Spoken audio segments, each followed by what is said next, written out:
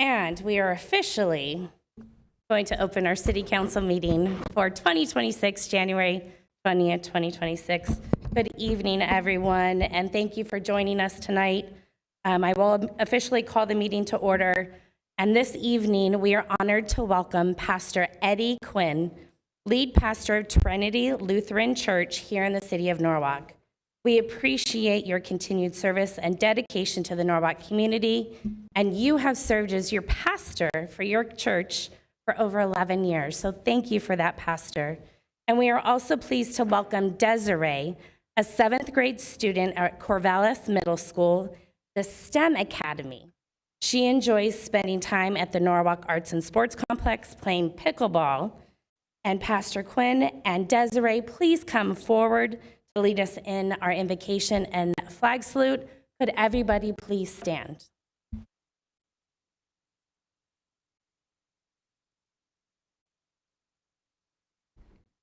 Let us pray. Almighty and gracious God, Lord of heaven and earth, from whom all authority flows and under whose care all communities stand, we give you thanks. As we gather at the beginning of this new year, we thank you for your faithfulness through the year now past and for your mercies that are new each morning. We thank you for the city of Norwalk, its history, its people, and all who labor here for its well-being. We ask you to bless this city council and all who serve in public office. Grant them wisdom that seeks the common good, courage to do what is right, and humility to listen well. Give them clarity of mind in deliberation, integrity in decision-making, and a spirit of cooperation in their work together. You are a God of order and peace and not confusion. Guide these proceedings so that they may be conducted with respect, fairness, and a genuine concern for justice. Protect all who live and work in this city, especially the most vulnerable, and grant that peace and goodwill may abound among neighbors. We confess that all human wisdom is limited, and so we look to you, trusting not in ourselves, but in your steadfast love. We ask these things not because we are worthy, but because you are gracious, and because you invite us to pray with confidence through Jesus Christ, your Son, our Lord, who lives and reigns with you in the Holy Spirit, one God, now and forever.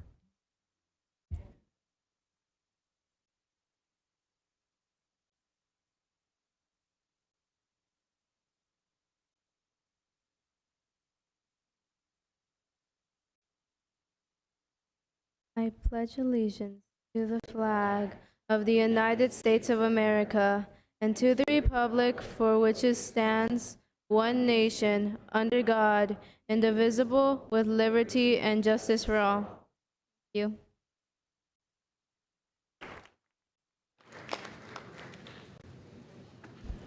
Pastor and Desiree, can you please join us up front for a photo?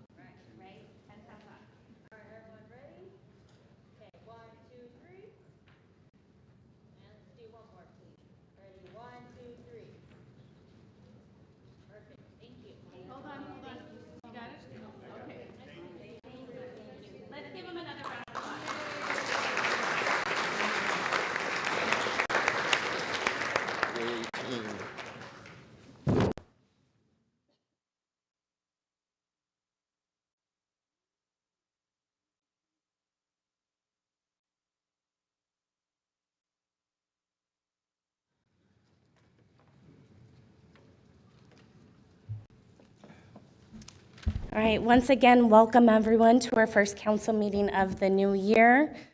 Teresa, can we have a roll call, please? Councilmembers Ayala, Here.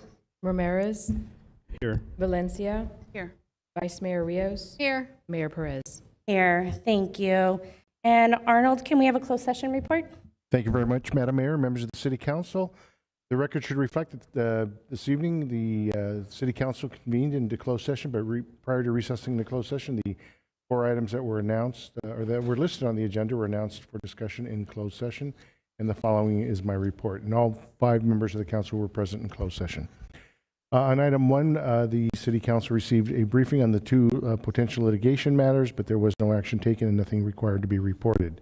Also moving on to items 2, 3, and 4, on all those 3 items, the City Council was also briefed and provided a report on those items, but there was no action taken that is required to be reported at this time. That concludes my report from closed session. It's appropriate to continue with the open portion of the meeting. Thank you. And moving on to City Council comments. I'm going to start this evening, and again, just want to thank everyone for joining us tonight. We have not been together at this dais since December, so it's been a while, so please bear with us. There's been a lot going on, so we're going to try to be brief and share what we've been doing here in the city of Norwalk.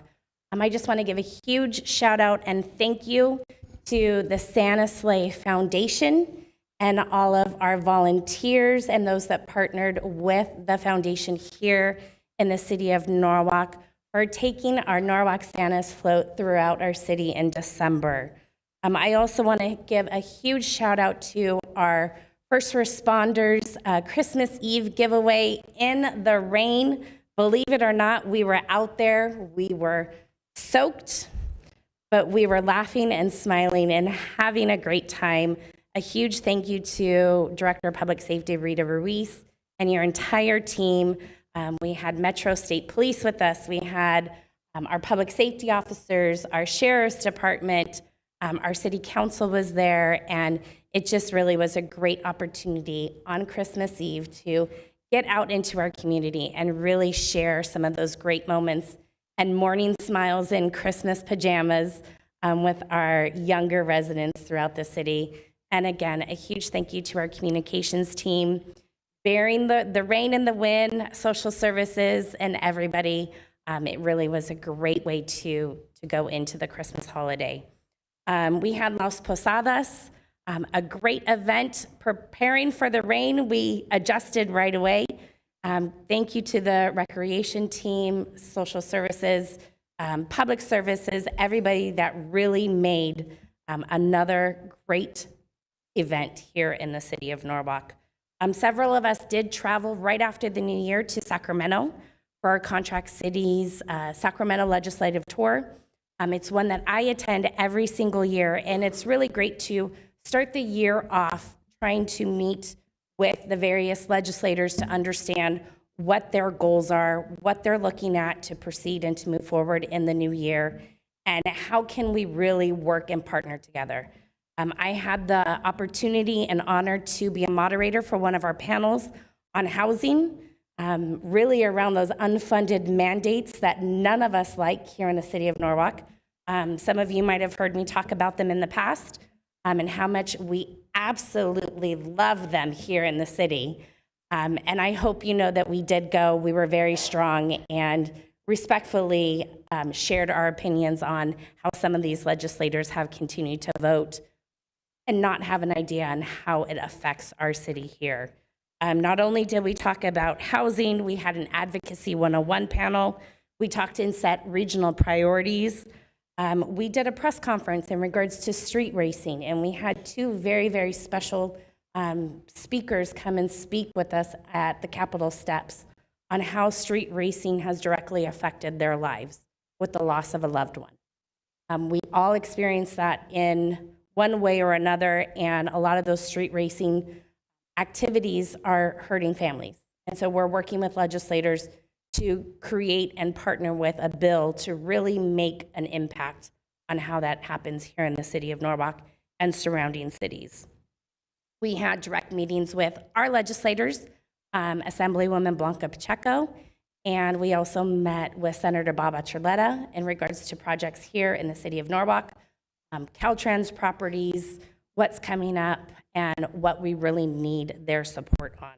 So it really was a great trip, and I want to thank our team member, Selby, who's here in administration. She does a great job working with our legislators and really letting them know how and where we stand on different bills here in the city of Norwalk. Jesus and Ozzy, thank you for being there and really continuing to guide us. And I was very fortunate to have my colleagues, Vice Mayor Rios and Councilmember Ana Valencia, join us this year in Sacramento. So it was great to be able to share that experience with everybody as well. And finally, we just got to celebrate the Senior Center's 25th anniversary, and what an amazing event it was, as it always is when you go to an event at the Senior Center. Gabby, that entire team, please share our thanks. I'm sure there will be a video at some point in time, so everybody will get to see an additional video other than what has already been shared on social media.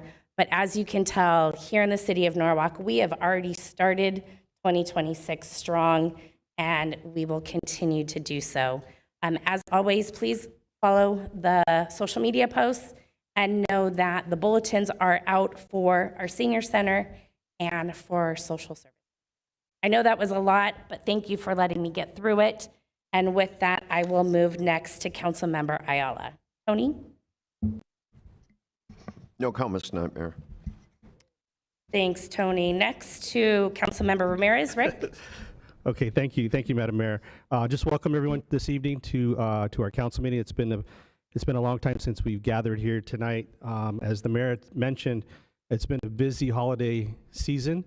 You know, we've been busy since November, probably October, November, December, and January. We all have a commitment to serve, and as you can see, we've been out there rain or shine. As my colleagues were traveling in Sacramento, you know, Tony and I stayed behind because someone had to stay here and hold down the fort. So with that, we appreciate our colleagues going out there and legislating on behalf of all our residents. And we're looking forward to a prosperous 2026. There's a lot of things happening that you will see happening very soon, as early as next month. And I think the city manager will give you guys a brief on that. So we're excited for 2026.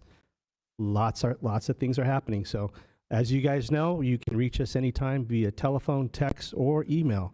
So if you have any issues, concerns, or ideas, things to make things better here, or just to comment, to tell us that we're doing an outstanding job, you know, we appreciate those emails as well.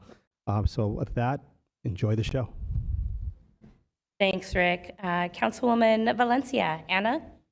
Thank you, Mayor. All right, there are quite a few things, but you know, that being the first, and Happy New Year, everyone. It's you know, hopefully we'll have a really good year. Lots of projects, lots of things going on. Norwalk is on the move, and I know that one of the reasons I know is because I was up in Sacramento, my first time ever. You know, I work for Los Angeles Unified School District, and every time that this meeting takes place, we have to go back to work. It just so happened this time it worked out, and I contacted Councilwoman Rios, and I said, guess what? Do you have these days off too? She says, yeah. I said, we get to go to Sacramento. She says, all right. And we talked to the mayor, and she's like, you guys are it's gonna be a great thing. And it was. We waited in the cold and in the rain and everything for our assembly member to meet with her, but we finally did. I was one of the people that got to go, and brought over some projects that we think she can help us with, the Caltrans and all kinds of things. And this is what we do. We have to do that. We have to advocate for resources, for projects, and the support where we can get it. And so we did that, and she promised that she was definitely going to look into it and see how she could help us. I was very impressed with the way the format was of the conference, and it was all very educational. I kept looking up who these legislators were and who some of the bills that they were bringing up. So it looked like I was on my phone, but I was really researching, like, okay, what is that? How does that help us? But it was really great. One of the things that I was very impressed about was that that the leader of the Senate, Monique Limon, had just been, sworn in, and there was lots of things going on, and that's why we had to wait a while for Assemblymember Pacheco. But she was there the very next morning addressing us and talking to us, and such genuine, with such a genuine fashion about her. I really liked that. I was very impressed. And many other assembly members and senators also came to talk to our group, and very informative. Lots going on. And Jennifer, Mayor, you were really good about spearheading the questions, those hard questions that needed to be asked. So thank you for doing that. And they were, sometimes they're a little bit uneasy, some of these legislators, but there were questions that needed to be asked. And I'm so glad that it was from Norwalk. And we got some good answers, and some answers were like, well, what have you. All right, so then Saturday, January 10th, we had at the Norwalk complex the 3rd annual Fitness Expo, and our Director of Recreation and Park Services, Alan Perdomo. This was your 3rd year. It was really well done. Lots of people were there, lots of stations. Anthony, where are you, Commissioner Anthony Armendariz? You were there. And really good stations, really good information being presented. I am going to sign up, I was telling Jesus, our city manager, for a self-defense class, a free self-defense class that are going to be on Mondays and Wednesdays, because I think it's needed. And the way the lay of the land is right now, you kind of need those things. So it doesn't hurt to do that. And really good information being passed out. So I appreciate that. Can't wait for next time for our 4th annual, right? Okay, and then Saturday, January 17th, the Senior Center 25th anniversary, such a great event. Our seniors went all decked out. I mean, they were in gowns and beautiful suits and everything, and I thought, whoa. But, it doesn't surprise me, because they were so proud of our senior center. And I was, talking to them about how I was, had seen and I'd been at some of the other cities' centers. Oh, no, Norwalk is the absolute best, they said. And you know what? I agree. So thank you, Gabby. Thank you to everybody who was part of putting that together. It was beautiful. Our Assemblywoman Pacheco was also there. And, just everybody there just had a great time. Really nice, classy event. Thank you. I appreciate it. And that's all I have for today. Thank you. Thank you, Anna. And wrapping up our night tonight with council comments, Vice Mayor Margarita. Thank you, Mayor. Good evening and welcome to our meeting. I do want to wish everyone a happy 2026. I hope you spent a nice time wrapping up 2025, and I'm looking forward to a great year. There was already some talk about the senior center, so I won't share anything more about that other than thanking staff for all the hard work behind that. As far as the legislative tour, I was really grateful that I had the opportunity to attend. And I just wanted to add, as far as our advocacy efforts, when we go and actually have the time to do face-to-face with our legislators that represent our region, it's always really helpful to take that time to advocate for some of the needs specifically to our city. So I know that our Caltrans properties were mentioned. The other thing that was brought up that I wanted to make sure was also discussed was our tank farm. That is the property that is on Norwalk Boulevard. I grew up right across from the tank farm, and I grew up in the 70s. So that particular property has been, it's an area of blight. And we're working on something. I'm hoping that I'm able to see something in my lifetime, in your lifetime, that's transformative for the city of Norwalk, specific to the tank farm property on Norwalk Boulevard. Las Posadas, again, thank you to staff for your quick ability to be flexible and due to the weather, moving things around. The presentation, the decor, the vibe was great. For me, it was really nice to see so much activity in the sports complex. And one of the things that was surprising was that I met a couple of our residents, and it was their very first time inside the Norwalk Arts and Sports Complex, which I thought was like, wow, okay, we have this beautiful facility with so much programming, and they were just really impressed with the facility itself. And, you know, they definitely share, celebrate good times.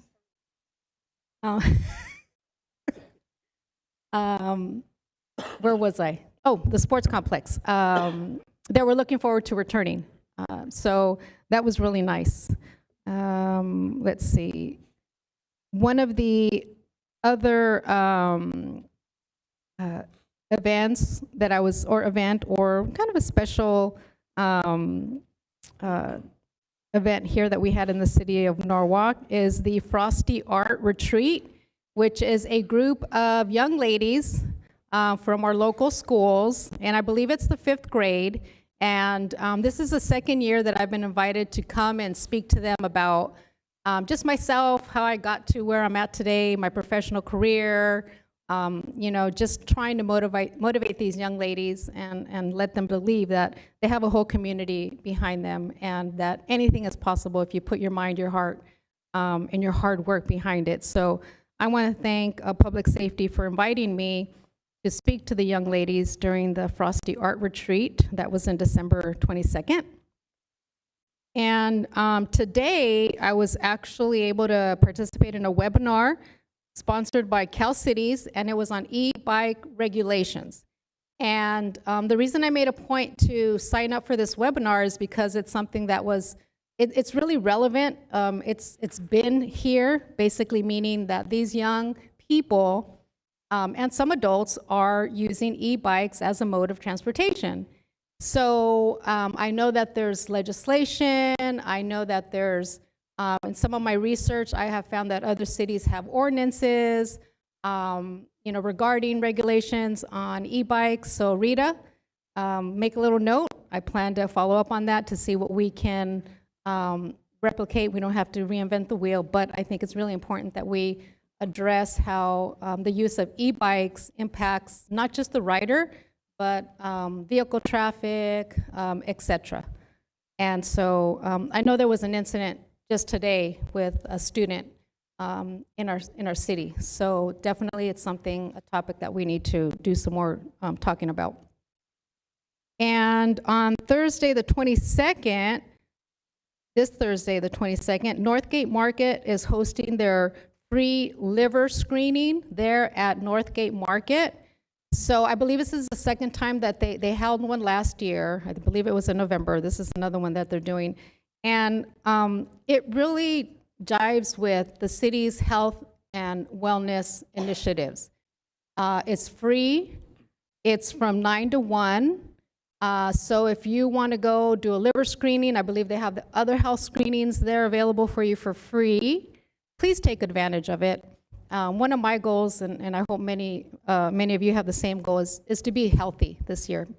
Health is wealth. So take every opportunity you have, especially when it's a free screening event like this one, to go or encourage a loved one to go and take advantage of that. And the last thing I want to share is, and I've said this before, regardless of where you are on the issue, there is, an environment, circumstances in our city or neighboring cities that are impacting families because they're being, separated. Mom and dads are being taken away. This is an immigration issue. And I feel that regardless of where you are on the issue, I think every single one of you in this room probably knows an individual who is an immigrant. Maybe even your mom, your dad, grandparents are immigrants. So I've said this before, I'll say it again. We do care. You have to be, I think, sympathetic to the issue and face it as the reality that it is. And I know it impacts many people, and I just want to share how heartfelt that makes me feel, knowing that these circumstances are happening in our city and to some of our dearest loved people, especially our own family members. So I just wanted to share that with you. And that's all I have for this evening. Thank you. Madam Mayor, if I may just add one more comment to Sure. my. Only if you do it in a YMCA voice. I'll do it in the Lions Club way. I just wanted to make an announcement that on behalf of the Norwalk Lions Club, we have our annual eye event screening at Norwalk High School. The event will take place this Saturday, February 21st at 8 a.m. to 2 p.m. in Norwalk. Is it? Oh, I'm sorry. Well, I'm a little early. I thought it was this weekend. Okay. All right. Thank you. Thank you for that info. So mark your calendars. Save the date, February 21st, 8 a.m. to 2 p.m. at Norwalk High School. It's our annual day for eye screening and also, I believe, diabetes testing as well, and hearing. So if you know of anybody in need, please refer them to one of our Lion Club members, or I'll see you at the event. And then also, too, another notice, public service announcement is Know Your Rights. Empower yourself, protect your future. Wednesday, tomorrow, January 21st, 10 a.m. at the Norwalk Senior Center. It's learn how to protect yourself, understand your legal rights, and connect with the community resources. This is a free event. We'll give you practical tools, real-life scenarios, and expert guidance to help you feel confident and prepared. Also, take place Wednesday, January 21st at the Norwalk Senior Center, 10 a.m. And also on Thursday, January 22nd, 10 a.m. at the Social Services Center on Alondra. Thank you, Madam Mayor. Thank you. All right, moving on with our agenda tonight into special presentations. We are going to be recognizing the families who painted holiday designs on the windows here at City Hall. Tonight, the City of Norwalk is proud to recognize participants of our annual holiday window decorating tradition at City Hall. Thank you to all the participants who transformed the City Hall windows into a festive holiday display for visitors to enjoy. We would also like to thank our Park and Recreation Services Department, our Teen Alliance program volunteers, and the Art and Public Places members, several who are here with us tonight for assisting with our event. At this time, I'm going to ask our city manager to read the names of the participants being recognized, and if there are any Art and Public Places committee members in the audience, please join us up at front with council for a photo. So participants, as your name is called, please come forward, and the holiday painting photos and designs will be displayed on the screen for your enjoyment. Council, Jesus, please feel free. Thank you, Mayor Perez and members of the City Council, and good evening to all. Thank you to all the families and individuals who brought some holiday cheer to City Hall. What a great display. When you hear your name or family called, please come up to the front to take a photo with the City Council. For those who are unable to attend, certificates will be provided accordingly. We will start with the Armendariz family.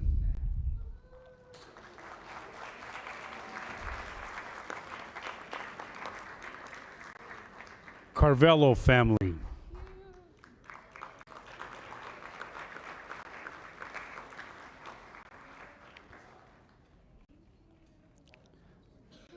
The Juan family.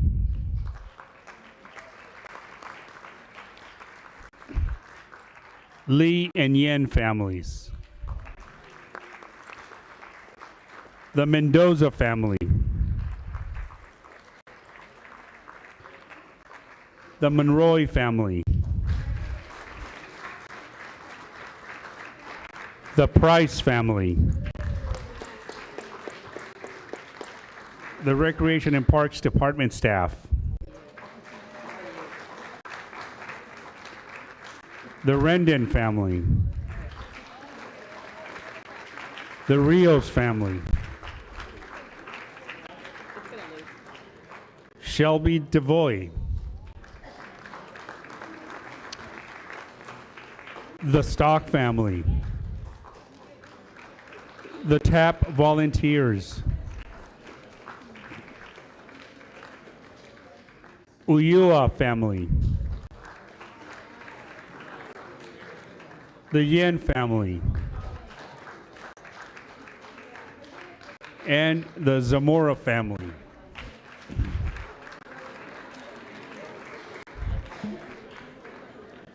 That concludes all those who assisted in bringing cheer to City Hall.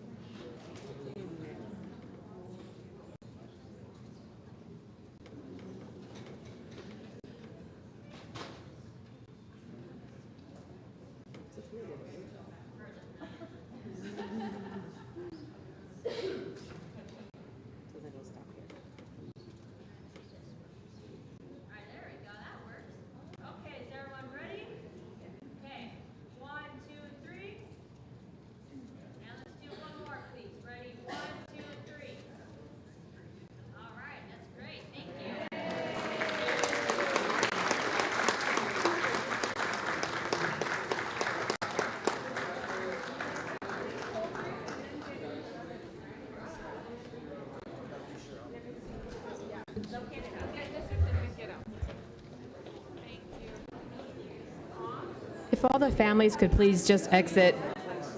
Yeah, if all your families could just exit out, Christelle will give you your individual certificate. Thanks, guys. What is this? Yes, I know. I love it. What is the theme for next year? Do you know yet? We haven't decided yet. Okay. Was it me? What was it last year? It was yeah. Do you guys do? Thank you again. All right, we are going to move on to our next item. As you're exiting to get your certificates, we have one more special presentation for this evening. And the City of Norwalk is recognizing the winners of the 2025-2026 Beverage Container Recycling and Litter Prevention Contest. The City of Norwalk is so proud to recognize the winners of our contest tonight at our council meeting. In partnership with the California Department of Resources, Recycling, and Recovery, known as Cal Recycle, the annual contest invites local students to highlight this year's theme, which was the power of small actions. More than 175 fifth grade students from Edmonston Elementary, Pattison Elementary, and New River Elementary participated in our contest. The winning artwork will be featured in the city's 2026 Community Recycling Awareness Calendar. Congratulations to our students for their hard work, as well as the teachers, the school staff, Public Services Department for supporting this very important program. At this time, we invite the contest winners who are present this evening to come forward as their names are called by our consultant from Cal Recycle, Michelle Nichols. Michelle? Good evening, Madam Mayor, Vice Mayor, and council members. I'm Michelle Nichols with Mixamer, not CalRecycle, but that's all right. It is my pleasure to come back this year and talk about our great kids. So the theme for the calendar this year was the power of small actions. This program is funded by a grant from CalRecycle. It is open to all fifth grade students in Norwalk. They do have to sit through a presentation on recycling from myself or my staff.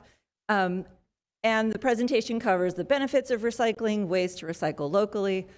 We talk about the rules and the theme, and then resources for further learning, lesson plans for the teachers to give them a comprehensive recycling curriculum. The artwork does have to match the theme, and then yes, the winners are in the calendar. We do have calendars here. The schools received calendars, and the city has their own stash. They'll be around town. So the participating schools this year, Edmondson, New River, and Pattison. And as we go through, there's the cover and the back. Yes, as they come, the teachers.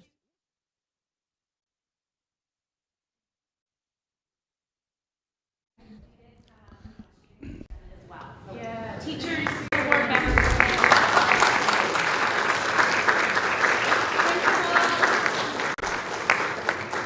Do you want them with the kids? So they're going to kind of scroll through. So kids, when you hear your name, come on up. Isabel Cruz Vargas, Elena Martinez,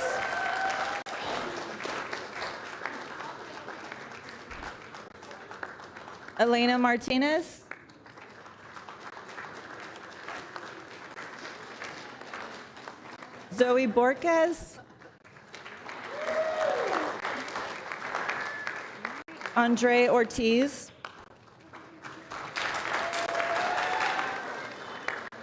Hunter Sarmiento,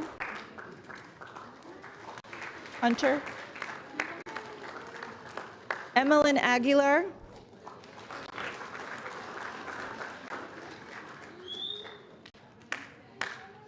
Leilani Whitmore,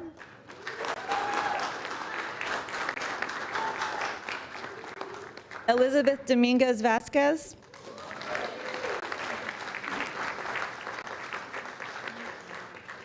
Isaac Maternal,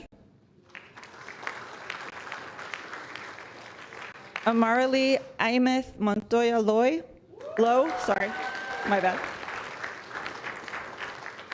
Alexa Cuevas, and Joseph Velasco.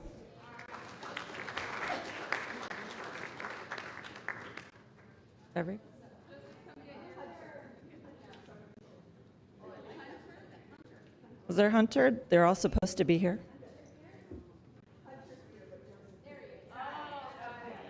We're all present and accounted for? It's fantastic. And then when we're done, we'll meet outside on the steps to get some goodies.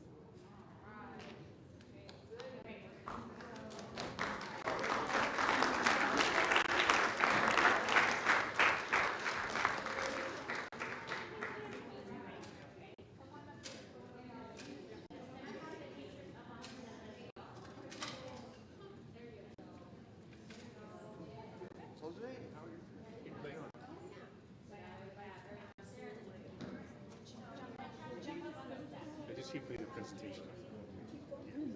Yeah, totally.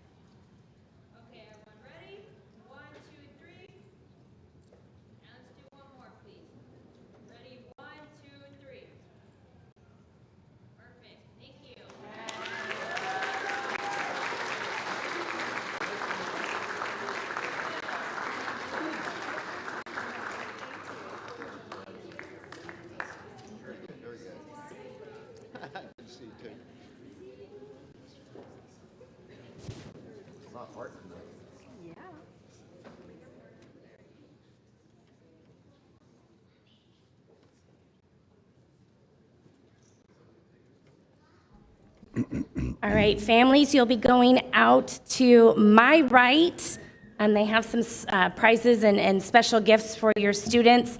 And know that all of our photos will be on the city's Flickr page, so you can actually access them there as well.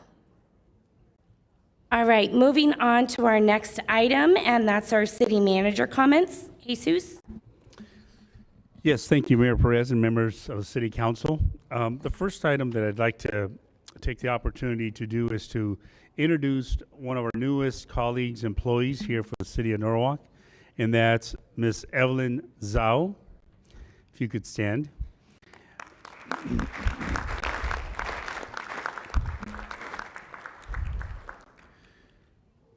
She is in the Human Resources Department. We are excited to welcome Evelyn Zhao, who joined us on January 5th as our Senior Human Resources Analyst. Evelyn brings more than a decade of human resource experience, including over 7 years in public sector human resources.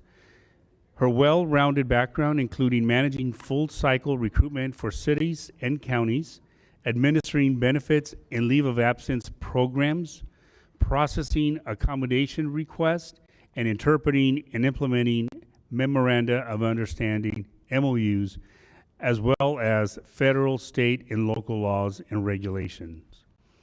Evelyn is passionate about serving as a strategic human resource partner and enjoys supporting employees, the organization, and the general public.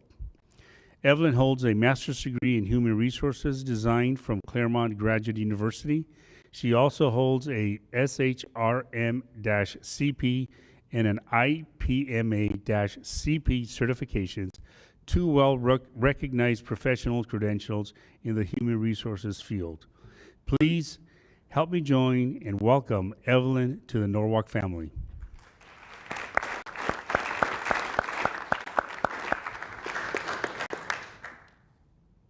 Welcome, Ellen. Thank you for being a part of our team and our Norwalk family. Thank you. Next, I want to announce the homeless count that is will be taking place here January 21st. That's tomorrow, 7 p.m. We have lots and lots of volunteers, and we hope to get those that are interested out to volunteer. And that is tomorrow.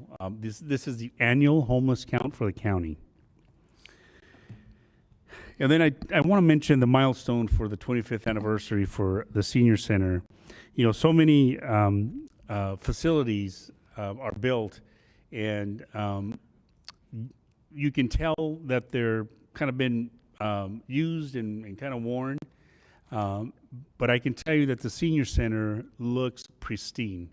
And I want to, thank the staff for keeping up with the maintenance and the ability to, purchase new furniture as it comes available to keep up with the trends. And the most important thing is the people we serve, the seniors. To see them on Saturday dressed up like they were going to the Grammys was an exciting time for me. How proud they are to be seniors in Norwalk and attending this beautiful event for the Senior Center, the 25th anniversary. So to the staff, thank you very much for making it a very special event for our seniors. Thank you again. Next, we'll have our Executive Director from the Chamber of Commerce provide us with a quarterly update. Ms. Scantleberry. No, not Scantleberry. Karen Spilsbury. Spilsbury. Lot of topics today. Have those two items on the same night. Did you really forget my last name? Karen, my apologies. That's Karen. okay. Good evening, Madam Mayor, Vice Mayor, and council members. Mr. Gomez, City Manager, thank you for inviting the Norwalk Chamber of Commerce here again to present on our last quarterly activities and some upcoming events. But before I start that, I'd like to introduce you to some of our team. We have with us our board chair, Jason Perez of Mr. Rosewood Family Restaurant. a past president of the Norwalk Chamber of Commerce, Jose Rios, with Norwalk La Mirada Unified School District and TNG Realty, and a current board member, Isa Nakasado of Athens Services. Without them and the many other board members just like them, this chamber would not be who we are today. So I am very thankful and grateful that we have these kind of members on our board that make my job so much easier. And because they make my job easy, it helps make other people's jobs easy. So thank you guys for being up here with me. Some of our activities over the last quarter, gosh, it seems like it was just yesterday, but really it's been 3 months. Paint the Town Pink, a month-long event of supporting breast cancer awareness in Norwalk. And thank you to Sergio Gonzalez and our Starbucks for supporting us, for bringing out coffee and pastries and all kinds of fun stuff for us, not only for the kickoff, but also for the wrap-up. They're great supporters of ours. We had Small Business Saturday, the Saturday after Black Friday, supporting small businesses and shopping local in Norwalk. We had our miniature golf tournament that we brought back at Golf and Stuff. A lot of fun with that event. That was a family-friendly event, so unlike a regular golf tournament, we're able to have our members bring their kids and their families out to support that event. A plethora of ribbon cuttings, many of them, and it was a lot of fun, and we have one more coming up. But it was great to welcome so many new businesses to the community. I was thankful that Nothing But Cakes got opened, and I have bought a lot of cakes from them already. We held our annual holiday mixer. We had Santa Claus there. We had members and guests. Over 80 people were there to enjoy pictures with Santa. The winner of our Ice Chesto Cheer was actually from our Norwalk Doubletree Hotel, Janice Gray. And it was just a lot of fun. So we appreciate those who were there. And of course, how could we forget our annual holiday Creating Connections Luncheon, where our very own mayor, Jennifer Perez, had her presents stolen at least 5 times, if not more. The good thing is she got to open new presents every time. So that was a lot of fun. And we just building on those relationships through the holidays. We're welcoming a lot of new members over the last quarter. Nemus PTA, Dreamcatcher Community Resource Center, OUO Pickup Cover, Nothing But Cakes, Staff Master Group, Downey Dental Arts, Santa Elena Pharmacy, and 3 Bellas Hair Salon. So we hope that people in the audience and at home will note that these are chamber members and make use of their services because they have many ways to help you in the local community. And now it's that time for legislative activity. As we had council members just travel to Sacramento, Norwalk Chamber is also kicking into our legislative events for the year. We have a brand new old SB 310 coming back to us. And unfortunately, even though they made amendments to it today, those amendments don't take away what SB 10 will bring to us, which is taking out PAGA reform that was put into place in 2024 and opening the door for new lawsuits against businesses. So we are still opposed to that. We've made that known to our senator and assembly member, and we hope that other people will get educated on that. Another one just like SB 9 and 10 that we have no control over, but we get to reap the results of it, and it's just not a good bill. As partners in the Gateway Chambers Alliance, that's our first action this year. We have a meeting next week, and we're taking activities with that, and we're going to be opposing it. Our new California Coalition, a common sense approach to California, bringing together people from all sides of the aisle, trying to make California a better place to live. Our last meeting, we had former Senate Majority Leader Bob Hertzberg as the speaker, and he is starting a new bill about building affordable homes for middle-class Californians. There's a lot of help for the lower class. There's a lot of money in the pockets of the wealthy. But those of us in the middle class, which is the majority of us, can't afford to buy a home if they don't own one already. So he's putting together a possibility of, if it makes it on the ballot in November, and if it goes through, middle-class borrowers being able to get a 3% down payment, a loan for the other 17%, and be able to purchase a home in the state that they live in. So look for more information to come on that. As WACE, that's our Western Association of Chamber Executives. Our chamber is a member of them, and I'm going to Tucson next month, so I will not be here at your February City Council meeting because I will be representing Norwalk and Tucson with that organization. And then Cal Chamber, they're going, just like we are. Their Building an Affordable California Act is also collecting signatures to go on the ballot in November to help, again, cut through red tape. I know that some of us have seen commercials for people running for office, and I won't mention a name, but there's one of them that always says, I'm going to lower this by 25%, I'm going to do this by 30%, and I'm going to kick these people. Well, it doesn't work that way. Not in California. We have laws and we have legislatures. We have the PUC that sets electricity rates. We have so many things that are red tape, and it affects not just the residents, but it affects the businesses. So whatever we can do to help cut through that red tape and make it affordable for our people to stay in California, especially our businesses, we're going to do. So look for more to come on that as the legislative session kicks into high gear. And then member relationship building. Let's see, there's at least one of you that was here with us last Thursday night at La Jarra Brewery, and maybe a few more. Yeah, a couple of you guys. That was an amazing event. Our La Jarra Brewery hosted a multi-chamber mixer with 7 chambers of commerce. I think there were at least 125 people, if not more, inside and outside. And some of those chambers don't have leadership. They don't have staff. They have members, but not staff. So anything we can do as a neighboring chamber to help them build their organization up, we're going to do. And so these multi-chamber events are so important. And I've heard nothing but good things from the people who attended, and our owners of the brewery were very happy with the turnout and with the dollars that were spent that night. So we even closed out the Big Brian's Meats. He sold out. And if you want to know where he's going to be, talk to me later. But building member relations is so important. So day after tomorrow, Thursday morning, we have our first coffee and conversation of the year at Chick-fil-A, 9 a.m. You're all welcome to come. Our owner, Fareed, will provide complimentary coffee, and we'll provide the conversation. And then we're working on more multi-chamber networking mixers, which include the annual Angels-Dodgers baseball mixer, which is coming on Sunday, March 22nd. And as soon as I have pricing and information, you'll have a flyer, and there should be about 12 chambers of commerce at that event.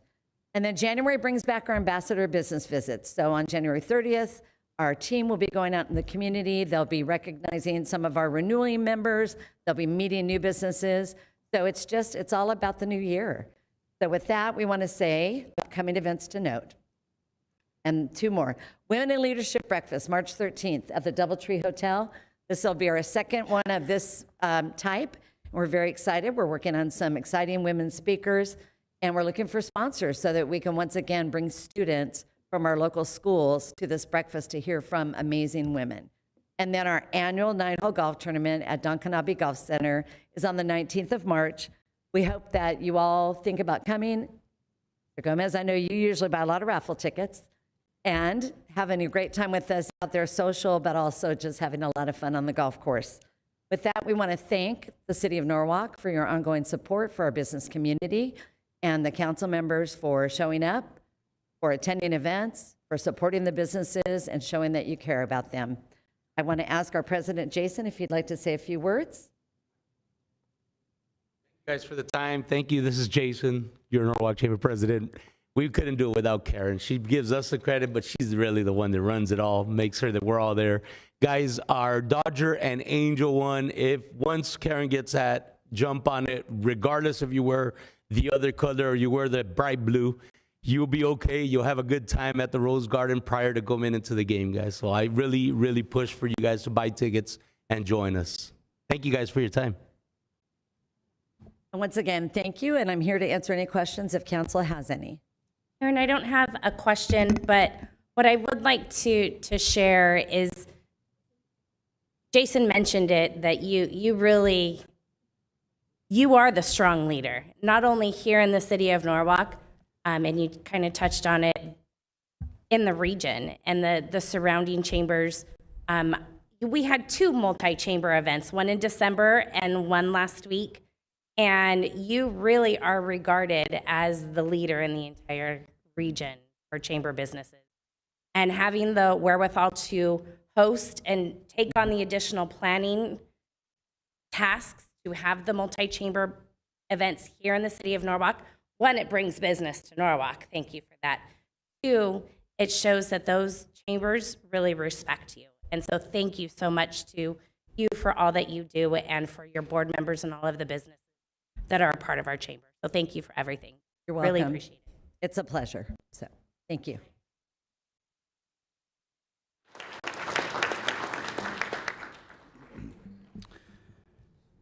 And next, we have Prime Store to provide an update on the walk. We do have a PowerPoint presentation, just 3 slides, but David Abasta and Sal Franco are here from Prime Store to give us information. I'll go through the PowerPoint presentation. There are only 3 slides, so you're welcome to be at the podium and provide the update. But for our community, we want to make sure that you're up to date in terms of where we're at with our development entertainment center here at the Civic Center. This future of Norwalk sign you can see out in the lawn currently. This is a mixed-use retail space. We have residential and we have commercial. And David, you can take it from there. Pleasure that we're standing in front of this council today and this community. The community and the council have been working for at least almost a decade on this idea and this notion. Prime Store has been honored to be a partner with the city throughout that process, and it's been a long process. I don't think any of us thought that when this was initially conceived of, that we'd be talking about it at least 8 years later as finally coming to fruition, but we're very excited to be at this threshold now. The project is now officially ready to go. The entitlements were secured over 2 years ago through a tremendous amount of community outreach and effort, and through the contributions of city staff that were above and beyond what any city has ever provided in sense of ownership and stewardship to their community. The project is going to provide much needed housing, tax base, union jobs, and general improvement to the city community, but we're very mindful of the impacts it will have to the daily life of the city employees, city staff, residents, users of the services of the city. So the outreach only begins really now. We're excited to announce that we'll be beginning preliminary work on intentional preservation of the monuments and trees surrounding the project over the next few weeks, and intentional sort of setting of the conditions on the ground to create the least impactful, most effective, and fast development project of this nature that has been really seen in the region. It's going to be a truly transformational project that we're very proud of. I think it'll be Norwalk's living room, I think has been a term that's been used. We're very excited about the amount of open space and amenities it's going to bring to the community. And this project like this under normal construction methodologies would take over 3 years to construct. We're hoping to complete this in under 2 years. That's a very important part of the mindfulness and stewardship of this project. It's going to be a Class A project with significant amounts of affordable housing being delivered. And we're very, very excited to kind of stand in front of this community and say thank you. And to say we're very mindful of the charge that is being given to us as partners with the city in this process, and mindful of what we need to do to deliver on those promises every day. So, Sal, do you have anything you did? I want to thank the support from City Council, the staff. I know before the year, everyone was working extremely hard to get this finance in place, and thank you all for the support. And as you see, January 27th, you're probably going to see the fencing around City Hall installed, and February 7th, the groundbreaking. So we're extremely excited to be a part of this. And thank you again for all the support and the team support on this project. And I'd like to add that we're going to have a pretty proactive presence both on social media and in the community. We'll have daily availability for communications. We'll have a series of outreach events this week. We have, I believe, 4, whether it's local businesses, residents, neighborhoods, city at large events. We have city staff meetings. We've had a series of them just to make sure that we're minimizing our impact to city operations. And our ongoing outreach will continue every single day. It's very important to us that's important. We're very mindful of where we are. We're standing at the project site in many ways, and everyone here is going to be a beneficiary of it. But we also want to make sure we are ultimately guests at this location, although we hope to be here for the rest of our lives. I'm happy to answer. I know this has been a long time coming. Thank you. Thank you, Sal and David, for being here. There's the website there. Looking forward to seeing the movement of dirt to really get what this community is talking about in the. I'm very excited. Margarita? Yes. Thank you. Thank you for mentioning specifically the monuments. Yeah. I know that I've actually had several of our very own veterans here in the community who have longtime community members ask about that and bring up their concerns regarding the movement, placement of, new location, et cetera. So I'm gonna, be their voice right now, speaking on their behalf. It is something that they're paying attention to. They recognize the value of those monuments because of what it means, sentimental and history-wise, and the fact that it serves to show their service as well as others, family members, friends, and just as a community as a whole, we're very, pro our veterans. And so thank you for being mindful of that as this project unfolds. I hope that you'll have an opportunity to also maybe do some outreach with our veteran community to get some of that feedback so that they're in agreement with the ultimate relocation of those beautiful monuments. Yeah, absolutely. And not only is that important to us, it's integral to the design of the future walk in terms of the future locations of monuments and additional monuments that we'll be providing. I'd also note that I'm personally a veteran, a combat veteran, and so this is very close to me personally. Awesome. So we agree that we're going to need to be very mindful of it. Everything from white glove of the storage of the monuments to proper ceremonies relating to the replacement of the monuments over time. That's awesome. Thank you for your service. And secondly, thank you for also being aware of the mature trees and how we can keep those as, I'm a tree hugger, and so. And the amount of new trees that are locally sensitive, drought tolerant, and meaningful to this community that we'll be planting. We're very proud of the work that our landscape team has done to make sure that the future of this is also bright and green and actually more environmentally responsible than where we started. Awesome. Thank you. Thank you, Margarita. Anna? Thank you. This is a big project, but it's very exciting, and it is a long time coming. So I'm just very happy to see that we're pushing through, and January 27th is right around the corner. Yeah. So it's very exciting to see the work being done. But I'd also ask our community, our staff, and us too, to just give grace and to just understand that these things, we're going to go through some bumps, right? The construction and all that is going to have some little kicks to it, but they're necessary for us to move forward. So I just wanted to say thank you and just to know that we're very excited about this. And I think that Crime Store has been very cognizant of the fact that our community needs to be informed. And so many different arenas, as is, I think, the 22nd, just a couple of days from now. And then also the businesses are going to have a time to get some updates. So thank you so much. I think we have it on our website as well, right? Our projects and whatnot. So if more information is needed. But thanks again for coming by, and we appreciate the work that was done, is done, and will continue. Yeah. Thank you. Thank you, Anna. Thank you both for being here. Sal, you had one more thing? I believe it's the 26th, correct? The meeting? Oh, got it. Okay. Just wanted, I know that our CEO will be attending that meeting, so it's a 26 for him.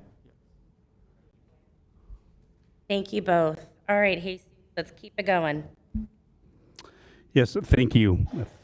And thank you, David and Sal, for being here tonight, providing an update. And and just to make sure everyone understands, the 27th is a week from today. So that's kind of surreal, having worked on the project since the inception. That's a week from today. The fence will begin to go up.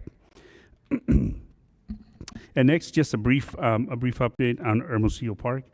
We have had community meetings. We're continuing to have community meetings. We have one tomorrow night. And we've been, I think, making progress with the community to come together and look to see how that project can continue going forward. Next, we have Holidays in Norwalk 2025 video. And with that, we can roll.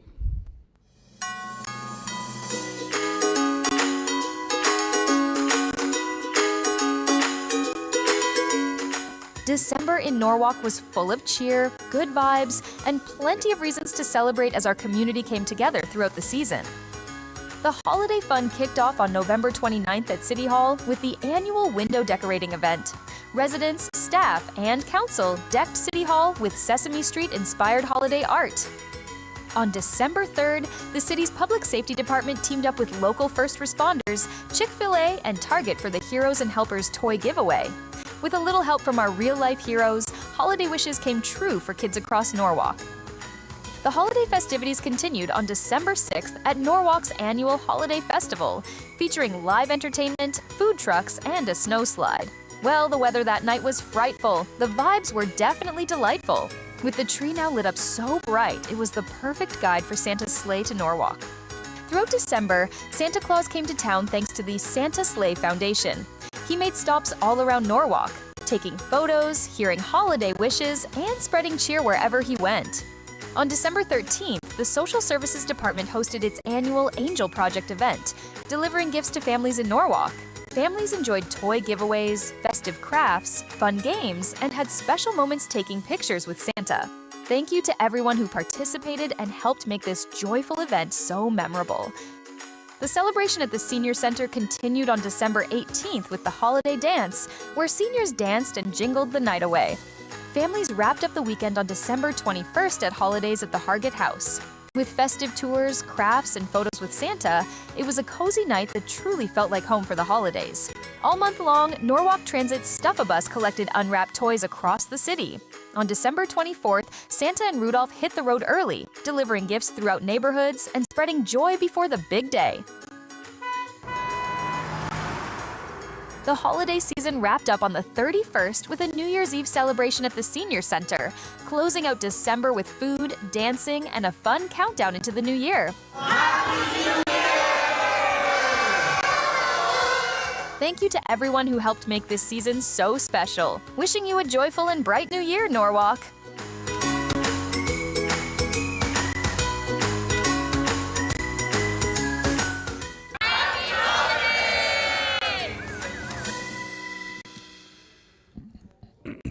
And those are the holidays in Norwalk. Next, we have more holidays, Las Posadas video.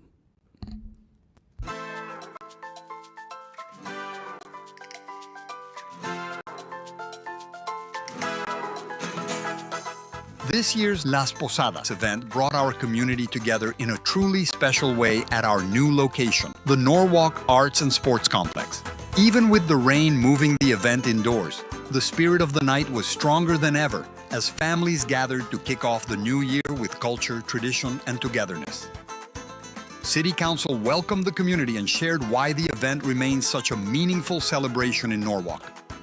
Thank you again for being here, for celebrating with us, and we really hope you enjoy the music tonight, the procession, and the spirit that continues to make Las Posadas a meaningful event here in the city of Norwalk. Rooted in kindness, hospitality, and welcoming one another, those values were felt throughout the evening. Live music by Grupo Salvaje filled the air with energy and excitement, bringing the celebration to life. Families enjoyed tamales and cups of hot chocolate, visited craft stations, and picked up candy bags for the kids. Local vendors and food trucks added to the festive atmosphere, creating a vibrant night market experience. From the music and procession to the laughter and shared moments, it was a night that truly brought our community together. Thank you to our recreation staff, performers, vendors, and everyone who joined us to make this celebration of culture, music, and community such a success. We look forward to welcoming you back next year for another unforgettable Las Posadas in Norwalk.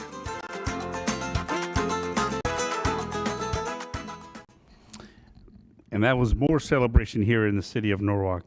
And so the last video, we have the biweekly review video, and that's where we gather all the events in the past here a few weeks and put them all together to showcase how active our community is. And with that, we can play the video.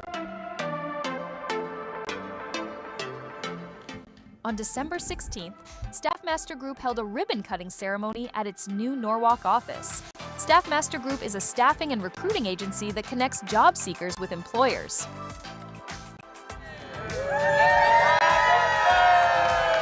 Northgate Market spread holiday cheer with a toy giveaway on December 18th, bringing Santa, smiles, and joy to children in attendance.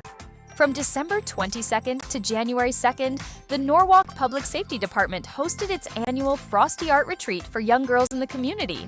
This program empowers young girls through creative arts and activities. The Norwalk Recreation and Park Services Department held its third annual Sports and Fitness Expo on January 10th. It was a high-energy day packed with fun, fitness, and community spirit.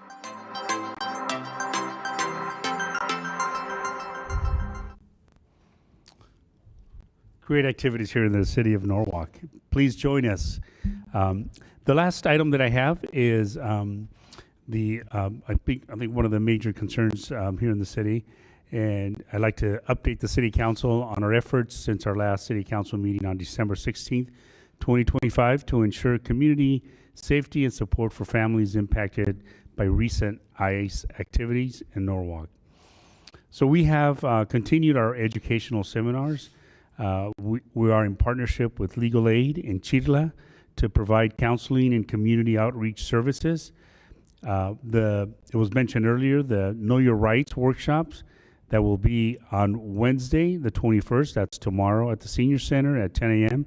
And then again Thursday, the 22nd at Social Services at 10 a.m. And so Chirla has been a great partner with us to be able to provide information on a regular basis to our residents.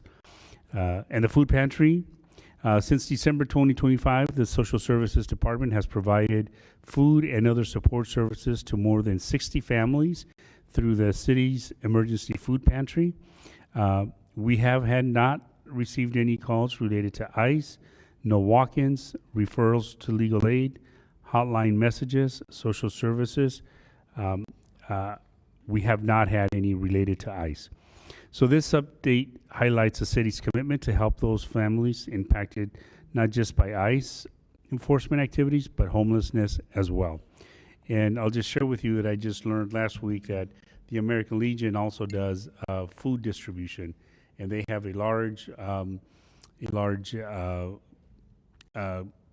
contingency that does the work, but also provides, I think, 500 families a month. So I think there's different resources in the city that are coming together to assist our families here in the city of Norwalk. And that concludes my comments. Thank you very much. Thank you, Jesus. We're moving now to our consent calendar. We do have 21 items on consent tonight. And before we go through them, I do have one speaker card. Mr. Brian Tyndall, I have noted that you would like to speak on item number 17, 19, and item number 20. Please come to the podium. Good evening, council and staff. Congratulations on the new parking spots. I haven't seen you since then. Item 17 is the solid waste agreement for Athens. The city does mulch and compost giveaways. I don't know if there's a set number that are allowed with our contract. I think it's maybe only 4. But I would love to see in the parks if we could actually just have compost and mulch. I know that we have sand for sandbags, and so maybe we could work with Athens in this new contract and try and make that a more accessible thing if you can't make it on the weekends or you work on the weekends. Item number, if anyone's really bored and wants to read through a consent calendar someday, I can offer hobbies. Item number 19. 19 and 20, I just would like to see some more clarification in English on these items. I know that no one else in here would ever read them because they have hobbies. But it says that we purchased these public services vehicles, and now we need to spend another $100,000 to upgrade them for toolboxes and lights and stuff like that, which we definitely need. Where did we get the money to buy them? And why wasn't that upgrading included in the original purchase price? We knew we were going to have to upgrade them. So why wasn't that in there? And why isn't this listed in there where the money came from to buy them? And item number 20, I think, demolition project of the bank that I think the city just bought. We're spending $200,000 to demolish the building. Are we putting something there? Or like, if a new developer wants to come in, they should demolish it. I don't know why we need to spend the money for it. And so I'm just kind of curious why we bought that building and what we're doing with it. And if we're demolishing it, it'd be a really cool place to put like a community garden or a park. But I imagine that's not what we're doing with it. So just some clarification on some of these items. When you're reviewing them as a general person, it's kind of difficult to understand what some of these are. So thank you. Thank you, Brian. And you can meet with our staff from from public safety and from community development to get some more information specifically on some of those items that you brought up. All right, coming back to council, I have consent calendar items 1 through 21. I'll go ahead and make a motion to move it. Second. Can we have a roll call, please? Councilmembers Ayala, Aye. Ramirez, Aye. Valencia, Aye. Vice Mayor Rios, Aye. Mayor Perez. Aye. Thank you. Moving to item number 22. Does anybody have advisory items this evening? No? All right, then we are going right into item number 23.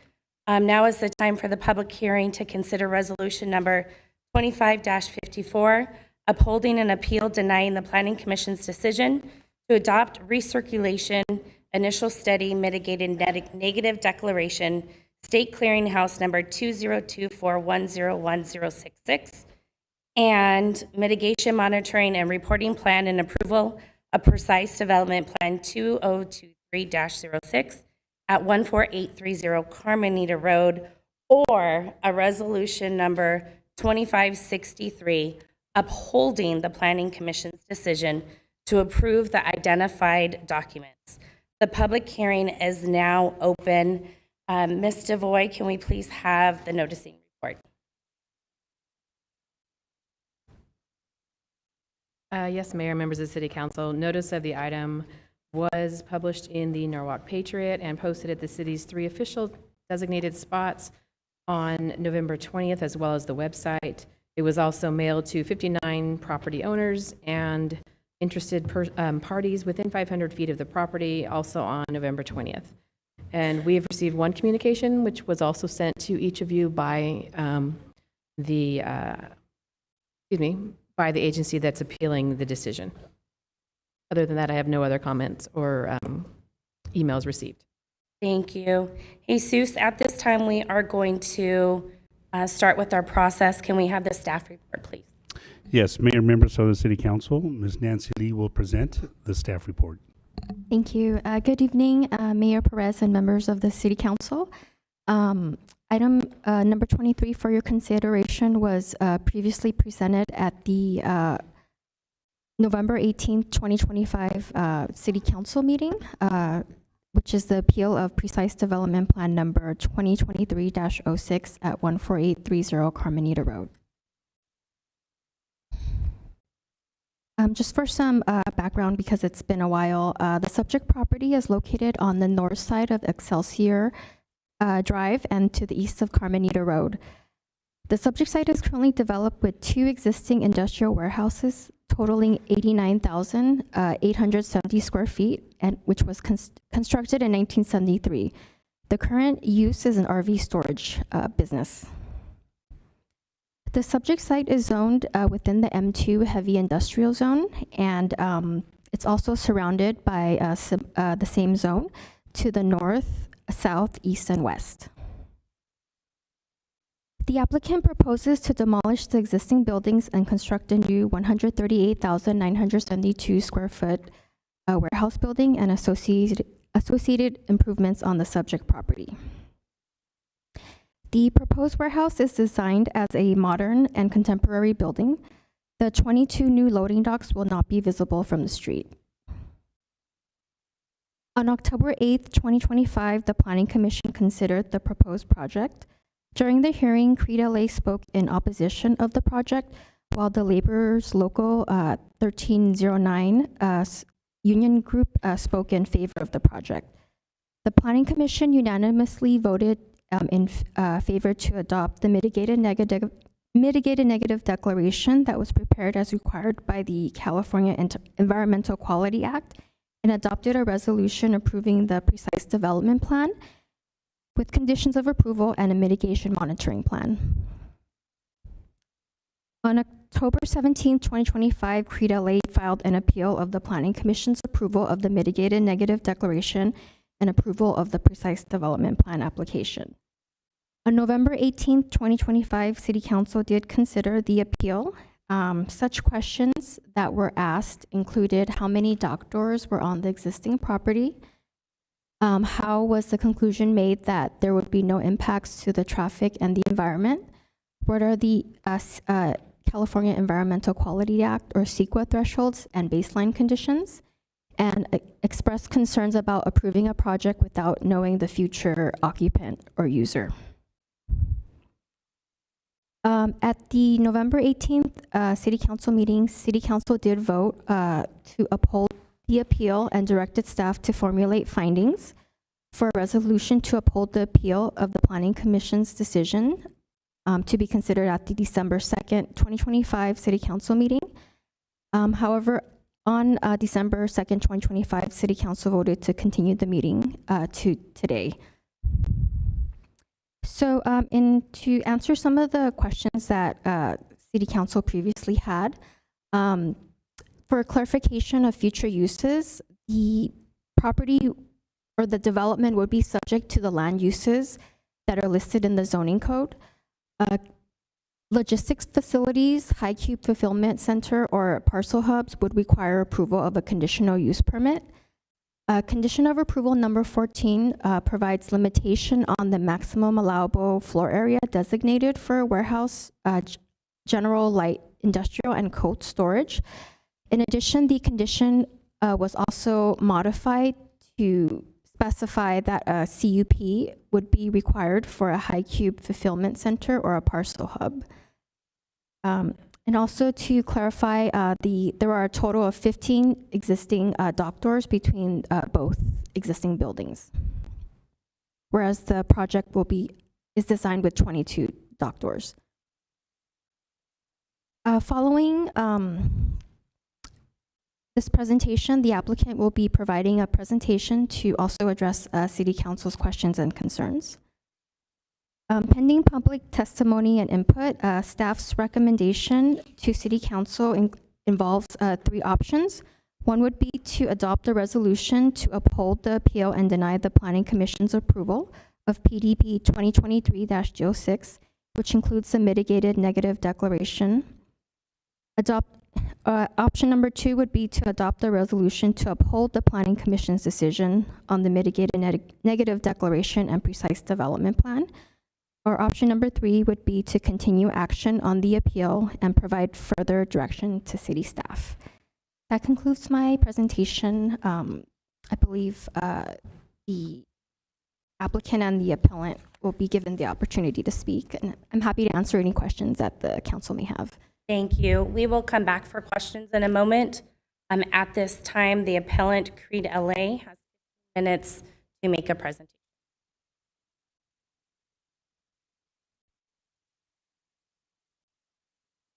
Give me 1 second before we start. Yep.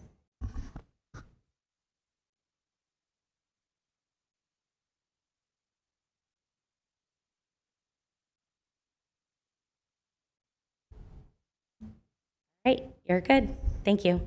Fantastic. Good evening. My name is Aidan Marshall. I'm speaking on behalf of Creed LA. First of all, we'd just like to thank the council for hearing our appeal back on November 18th, and for seriously considering the impacts of this project on the community. We're asking the council to once again uphold our appeal and require an EIR for this project. In summary, at the last hearing, the council identified major flaws in this project's environmental review, which would result in significant environmental and public health impacts. These include health impacts from diesel truck emissions, noise from project operations, and a large increase in traffic. Also, the project's environmental review has major deficiencies. It lacks a VMT study. There were no nighttime noise measurements taken. There was no fire flow study. And there was also a lack of analysis of cumulative health risk impacts of this project, as well as other warehouses in the area. None of these issues have been resolved since the last hearing. To begin with, the council is concerned that if this project was approved, which is a speculative warehouse, it would be relinquishing control of the project's future uses. These could result in greater environmental impacts than disclosed in the MND prepared for this project. A new condition of approval, which was referenced earlier, was added. It states, quote, any other uses not expressly allowed by ITE Land Use Code 150 shall be subject to review by the Community Development Director, end quote. This condition has the same exact flaw as the original condition you already rejected, because Land Use Code 150 is a generic category for all warehouses that permits really a broad variety of warehouses, such as a parcel hub, fulfillment center, or anything just above the trip rates assumed by rate 150. As a result, this new condition would not actually prevent the project from generating more traffic than assumed in the city's analysis. It's also, in summary, a rewording of the inadequate analysis you've already rejected. Next, at the previous hearing, the council is concerned that a VMT study was not prepared for this project. The staff report reiterates staff position that the project would generate less than 110 trips a day. However, there's no new evidence responding to our expert evidence, which shows that the city overestimated trips from the existing use and underestimated trips from the proposed use. When these issues are corrected by our transportation expert, Norm Marshall, he found that the net daily passenger trips could be as high as 491. This greatly exceeds the 110 significance threshold. And at this point, I'd like to emphasize the legal standard of review here, which governs this decision. The standard of review is CEQA's fair argument standard. This provides that if there's a disagreement between experts as to whether an environmental impact is significant, you have to resolve the disagreement in an EIR. Specifically, I'll read from you the actual text of the law. CEQA Guidelines Section 150-64G states, quote, if there is disagreement among expert opinion supported by facts over the significance of an impact on the environment, the lead agency, which in this case is the city, shall treat the effect as significant and prepare an EIR. This standard has clearly been met. There was also discussion at last hearing regarding what are exactly the city's obligations to consider the project's cumulative impacts. That is, the combined impacts with other warehouses in the area, of which there are many. The law is clear that an individual project's incremental effects must be, quote, viewed in connection with the effects of past projects, the effects of current projects, and the effects of probable future projects. The M&D completely fails to do this because they're relying on outdated guidance from 2003, guidance that does not consider the project's impacts in combination with other industrial development in the area.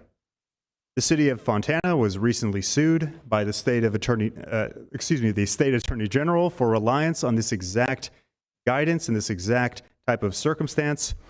In sum, the city's analysis of cumulative impacts is not supported by substantial evidence. Rather, substantial evidence shows that health risk impacts on the community would be, in fact, significant. This project is located in what's called an SB 535 disadvantaged community. meaning it's in the top 7% of all communities in the state impacted by pollution from projects just like this one. The incremental cancer risk from the project's trucks, for example, would be as high as 6.22 in 1 million, which greatly exceeds the draft thresholds prepared by the South Coast Air Quality Management District. These thresholds call for more stringent thresholds for pollution-burdened communities, just like this one. Again, this clearly satisfies the fair argument standard, which requires an EIR to be prepared for this project before it can be approved. Since there's been no new analysis or meaningful changes to the project that addresses these issues since the last hearing, Pre-LA urges the council to once again uphold our appeal. I'd like to reserve my remaining time for rebuttal, and please let me know if you have any questions on these issues. Thank you so much. Thank you. All right, next we are going to move to our applicant to make a presentation on the project. You two have 15.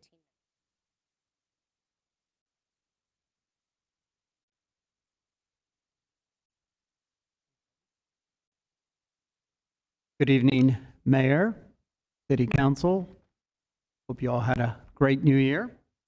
My name is Luis Gomez. I am with Rexford Industrial, and I will presentation here tonight. I'm joined by Andrew Fogg from Cox Castle, as well as Brandon Wolf, Megan Truman with EPD Solutions.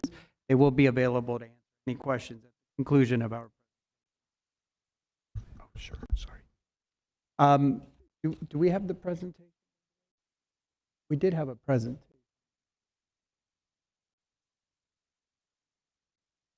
Sorry. That's okay. I think they're pulling it up. There we go. If we could go to the next slide, please.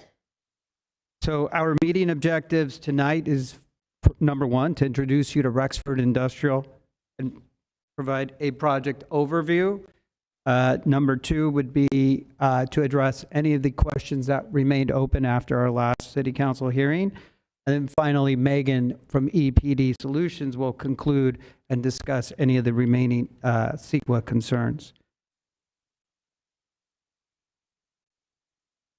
So who is Rexford Industrial and what sets us apart? We are a real estate investment trust based out of Los Angeles.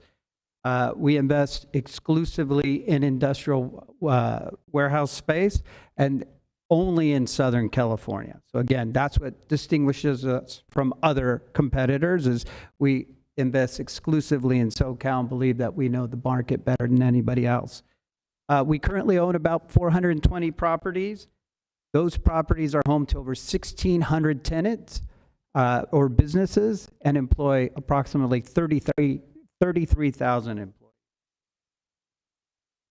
We do have a very diverse tenant portfolio. The portfolio consists of primarily wholesale trade, manufacturing, and logistics use. But if you look up at the pie chart, you'll see that there's another large array of different uses that occupy our spaces. We are a long-term investor, and our goal is to develop high-quality facilities that meet our tenants' needs, not only for now, but into the future. Carmenita will be developed as a LEED Gold facility, not LEED certified. We're taking it 2 notches up to a LEED Gold facility. In fact, Rexford develops all its new buildings to a LEED Gold standard. And I think that distinguishes us as well. Currently, we have 54 LEED certified buildings that we own and manage. And again, we're looking to add another one to the portfolio here. So what can tenants expect from a LEED certified facility? Obviously, a comfortable and healthy work environment. That's very important.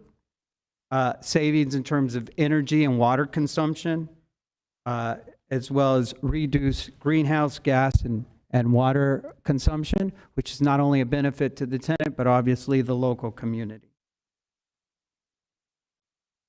This is just a close-up of our LEED amenities, many of the various pictures. I just want to point out we are planning a solar system on this building that would provide up to 85% of the proposed tenant's power needs.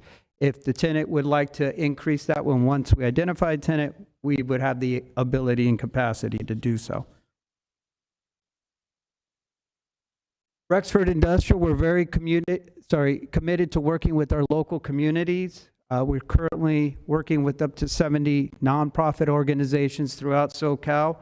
Our focus is on eradicating homelessness, youth development, and sustainability. Each year, the company commits over 3,000 hours of employee volunteer time to those local nonprofits, and we also make some monetary contributions from time to time. One of my personal favorites is C5LA.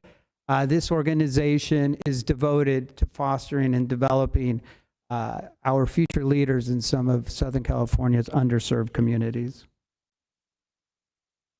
I want to talk about why we're investing in Norwalk, okay? So I think it's important to bring these points up. First of all, it's a very strategic location. Obviously, with all the access to the freeways, it's no wonder that I think folks would want to build an industrial new facility in this location. You have a strong workforce, right? Obviously, that would be a great appeal to corporate tenants in the future. And then there's a strong demand, at least we feel, for modern, state-of-the-art, sustainable facilities. And with the aging inventory, we have an opportunity to bring that into your community. And then lastly, I just want to point out, like, I don't know if you realize this, but you have about 140 acres of M2 heavy industrial space. We have about 7 acres. That equates to about 5% of your space. So with the approval of this project, we convert 5% of your existing industrial M2 warehouse space to LEED Gold certified, state-of-the-art, overnight. I think that would be a big plus for the city.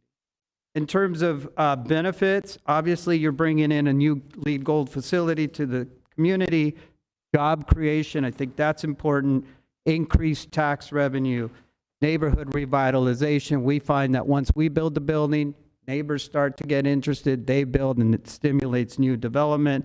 And then obviously that creates a better, safer environment. In terms of project details, we acquired the site June of 2017. It's currently being occupied by an RV storage facility consisting of 2 buildings, again, built in the 70s, 90,000 square feet. We did confirm there's 15 dock doors on the site. We began this process about 2 years ago, December 23. Our next steps would be to complete the construction documents and start construction. That process would be 15 to 18 months. Just a few photos here of the existing facilities. As you can see, older 1970s buildings that are, again, are very functionally obsolete at this point. I do want to point out that we own the building that fronts Carmenita. That's the 14820 Carmenita building. And what's being proposed would be very similar, just a modern twist on the 14820 building.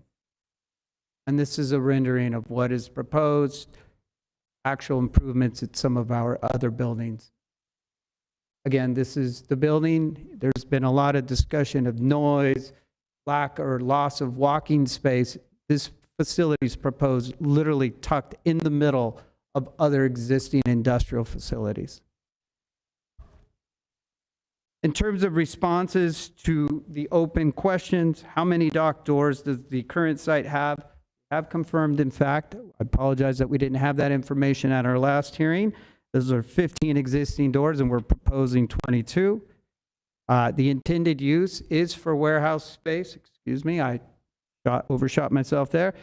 In terms of a specific tenant, I think Councilmember Ramirez asked the question. We don't have a specific tenant. This process will take 4 to 5 years. There's plenty of risk involved, whether or not we even get there.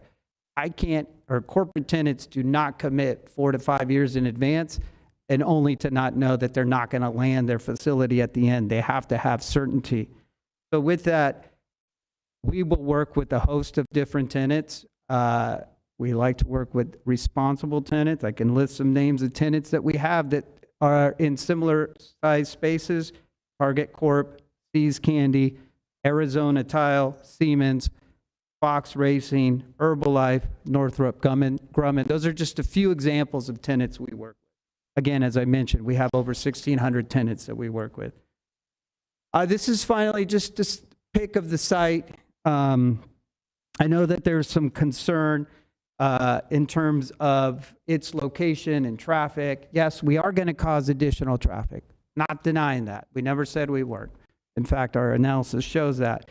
We're proposing that we would generate 86 new truck trips, but I want you to take a look at that exhibit. We're a mile from the freeway. This is, I think, the most ideal site in this city to have local access to that 5 freeway. Industrial space, typically trucks come off the freeway, want to get immediately to their destination, load, unload, and leave and get back onto the freeway. This is the best site in town, and that's what we're asking for. So with that, I'm going to turn it over to Megan. Hopefully she has enough time. And just for the assistance to the speakers, how much more time is on the available? 5 minutes. Good evening, Mayor, members of the City Council. I will try to keep this brief. My name is Megan Truman with EPD Solutions. I'm the environmental planner for the applicant that prepared the mitigated negative declaration. So to start off, just regarding the legal standard of review for an MND, the appellant contends that since the city has been presented with a fair argument that it may have a significant effect on the environment, and EIR must be prepared, even though other substantial evidence exists that the project will not have a significant effect.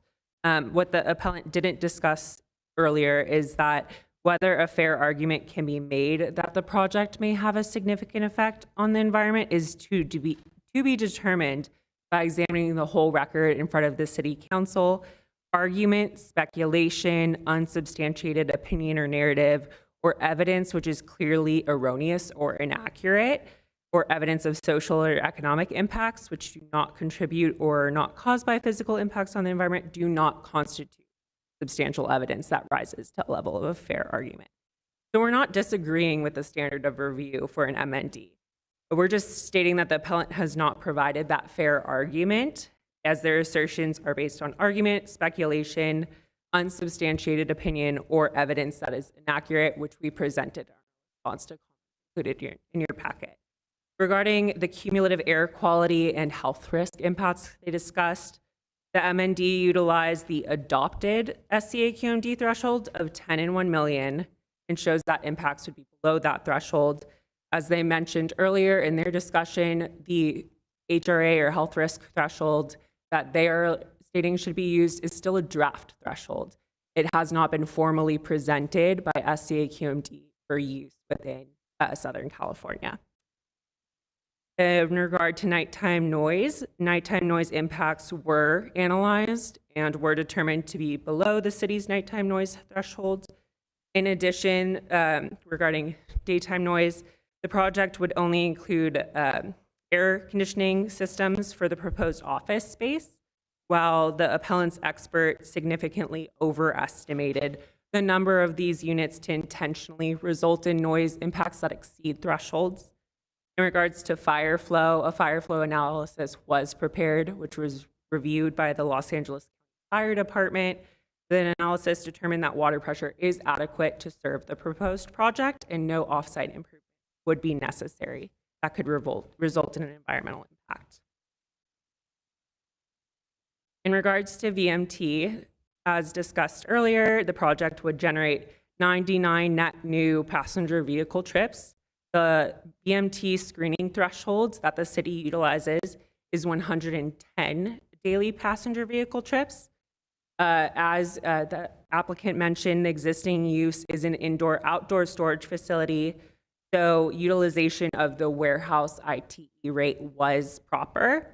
In addition, if you were to utilize a typical self-storage indoor and outdoor rate, that would result in 395 daily trips instead of the warehouse rate for the existing use, which results in 154 daily trips. So actually the analysis presented in the MND is quite conservative because it would result in higher net trips than if we were to have used a self-storage trip rate.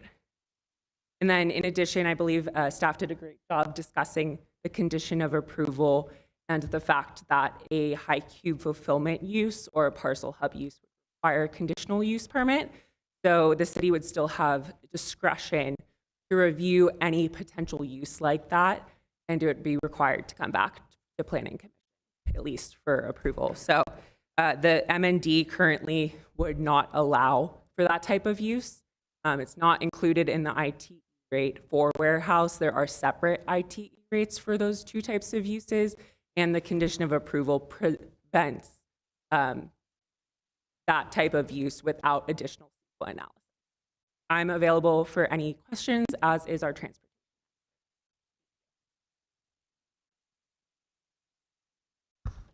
And good evening, Madam Mayor and honorable council members. Just to clarify, there was a reference that the condition language had not changed. That's an incorrect statement. And I just wanted to read into the record, I know the staff has presented this, but in addition to the prior condition, it added on, notwithstanding the foregoing, the property shall not be used for a high cube fulfillment center or a parcel hub without review and issuance of a conditional use permit. So the argument they're making that these uses were not analyzed in the MND is completely off the table because these uses can't be used. Thank you. Arnold? Yeah, Madam Mayor, members of the council, you have a choice at this point. The applicant to the appeal or the appellant has requested rebuttal time. We do have public comment opportunity. You might want to wait for the appellant to have their rebuttal time after the presentation of the public comments. Thank you. I think we will do that. We are going to now move to any members of the public that are opposing the project. Now is the time to speak. I do not have any cards. Anybody wishing to speak in opposition, unless you've gotten anything. All right, we're going to close that and go to public comment for those in favor of the project in upholding the decision of the Planning Commission decision. I do have 3 speaker cards. You do have 3 minutes to speak. And the first speaker is Victor Hugo Rodriguez.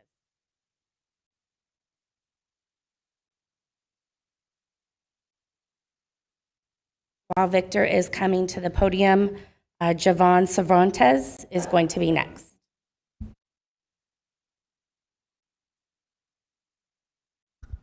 I want to start off with hello there. I want to thank you for your time. Thank you, councilwomen, councilmen, for giving me this humble platform to be able to discuss this topic because it's very important to me as a resident. I've lived here for over 30 years, and I've watched how development has brought prosperity to my city. And I live by Curtis and King, and there's an empty lot there that is an eyesore for the whole community. So building these warehouses and giving jobs to people that need them is desperately needed, in my opinion. These jobs help us prosper, to give a better future to your residents. And that is something that is very important to me because I'm basically a child of Norwalk, and it means a lot to me. So I'm just going to conclude with this, is that I hope you guys invest in infrastructure, build up your city, and bet on your residents. And finally, connect with your community. So thank you. Thank you. Our next speaker is Javon Cervantes. Following him will be Raul Magoria. Good evening, Mayor.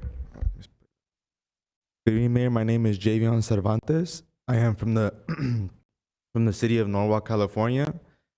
I am here to represent Local 1309 laborers. I joined when I was 20 years old, and best decision I ever made. I'm here to speak on how much 1309 has impacted my life and our interest on this new upcoming project, I'm able to support my family and stay local and being able to be close and spend time with my family instead of being away from my family. This being said, it will mean a lot to me and my fellow brothers right beside me to get this project so we can be closer to our families and build up our community as a whole. Thank you. Thank you. And our final speaker, Raul.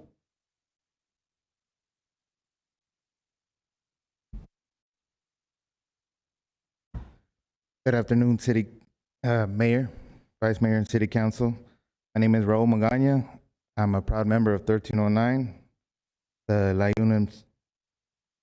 I'm also a city resident, born and raised here, over 30 years. My daughter also is a proud member of the TAP program. I'm here with the members of the union to support this project because it opens up job opportunities for many of us, which benefit not only from financially, so we can provide for our families, but also gain experience working in the field and add to our skill set.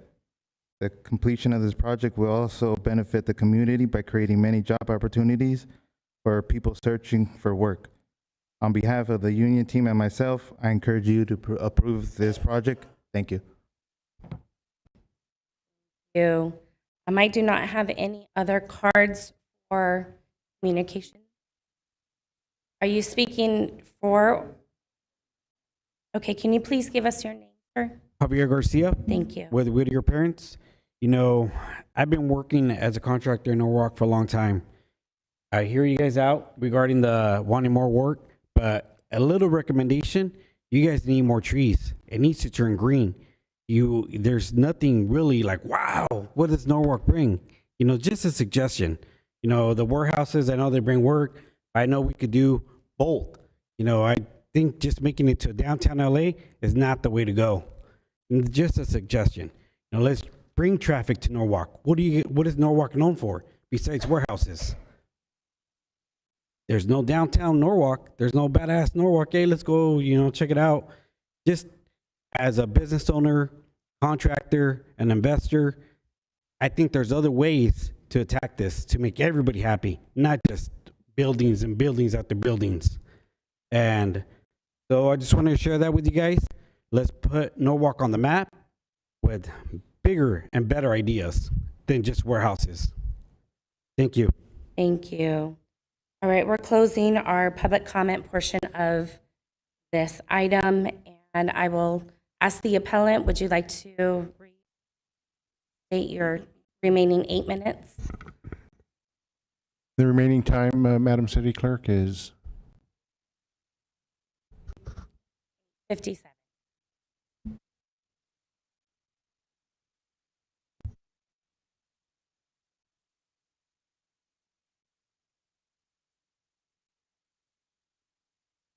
you may proceed.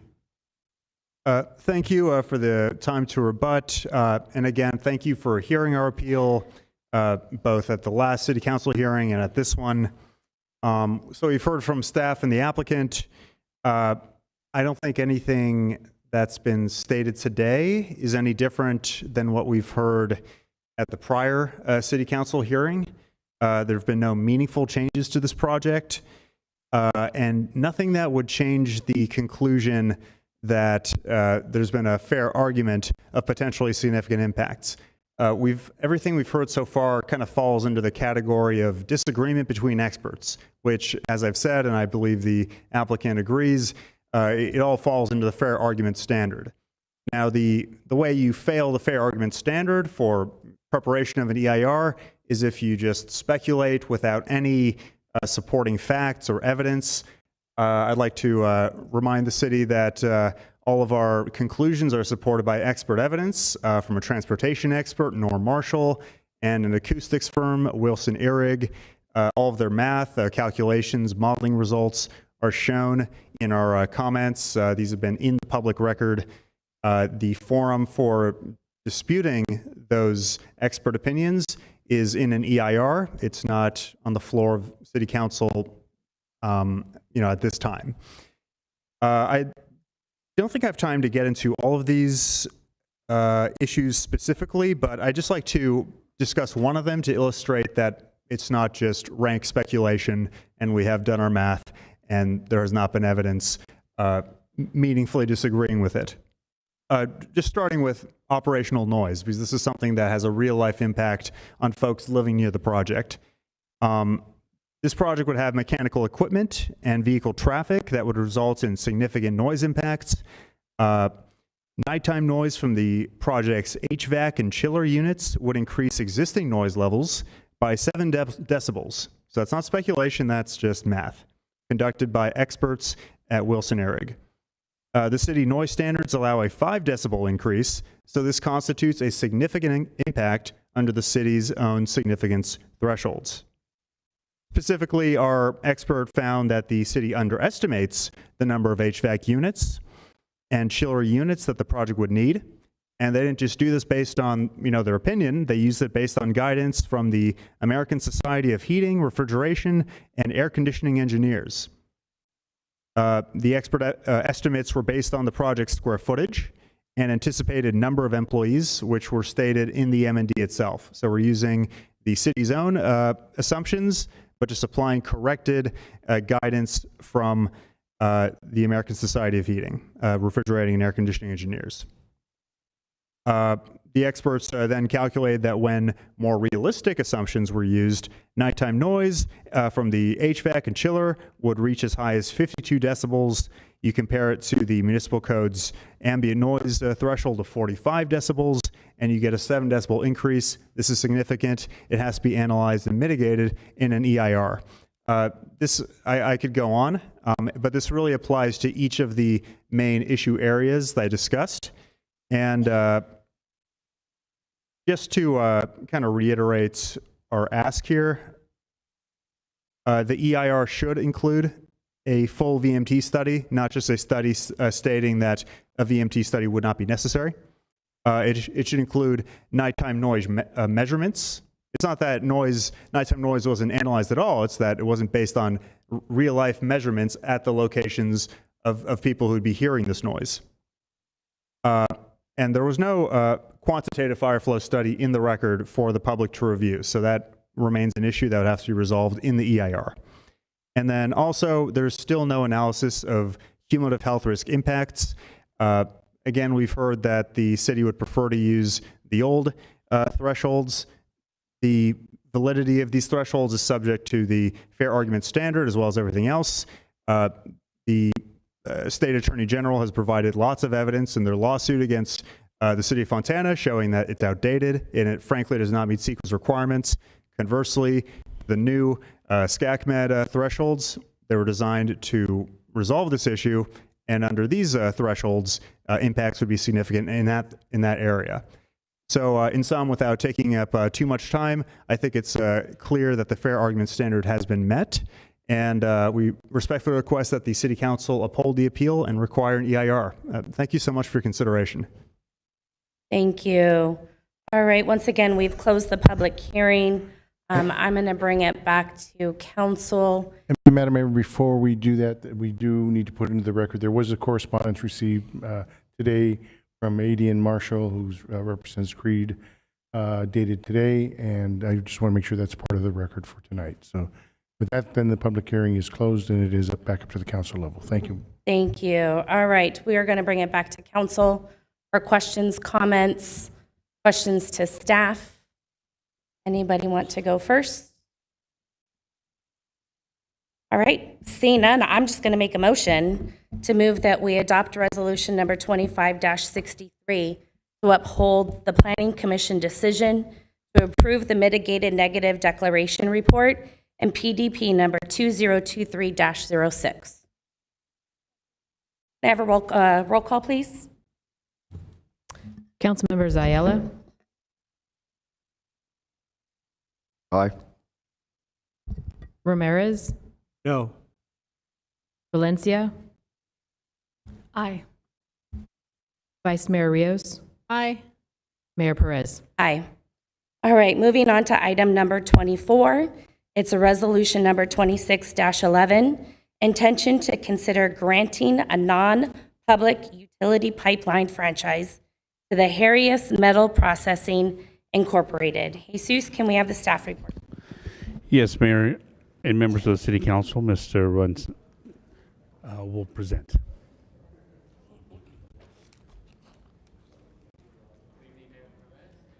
Council members. So the item you have before you tonight is resolution number 26-11, the intention to grant non-public utility pipeline to Haraeus Metal Processing Incorporated.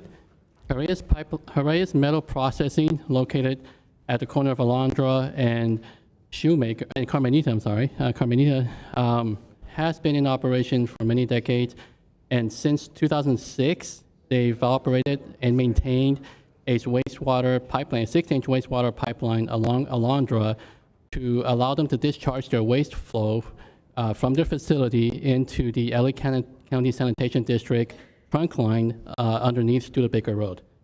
So they initially have a franchise that was in effect between the years of 2006 and 2021. It expired in November 2021. They have expressed the interest and the intention to continue operating this pipeline, and the city is in the process to renew this franchise. So this is this item before you tonight. This is the first of 3 council items. The first one is to establish the intention to establish this franchise.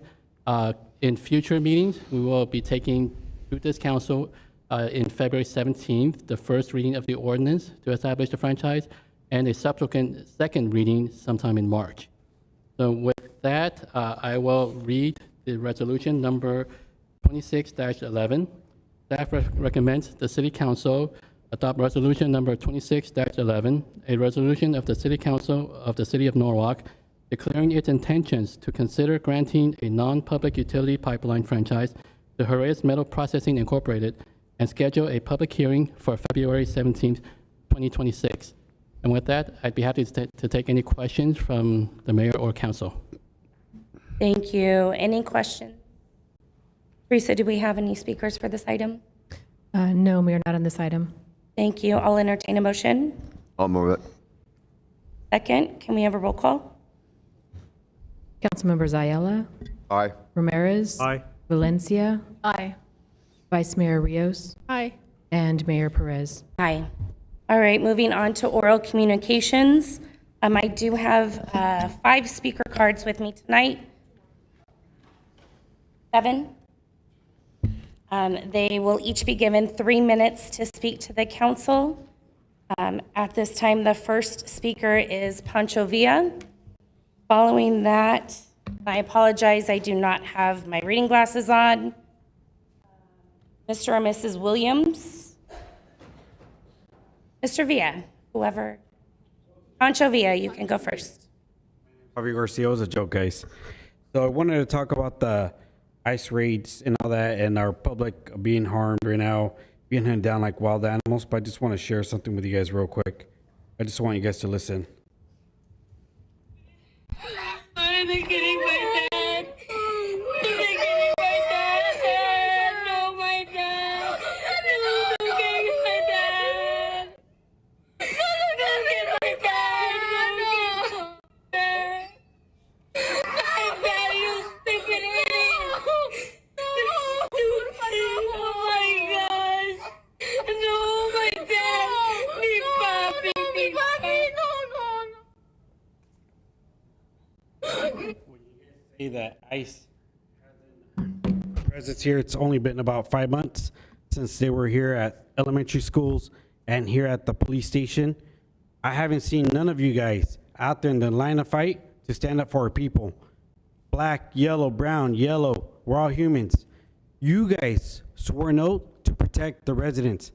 Not one of you guys have been out there in the line of fight to keep our community safe. Shame on you guys. Shame. Each mayor has a duty surrounding cities to stand and keep the community safe.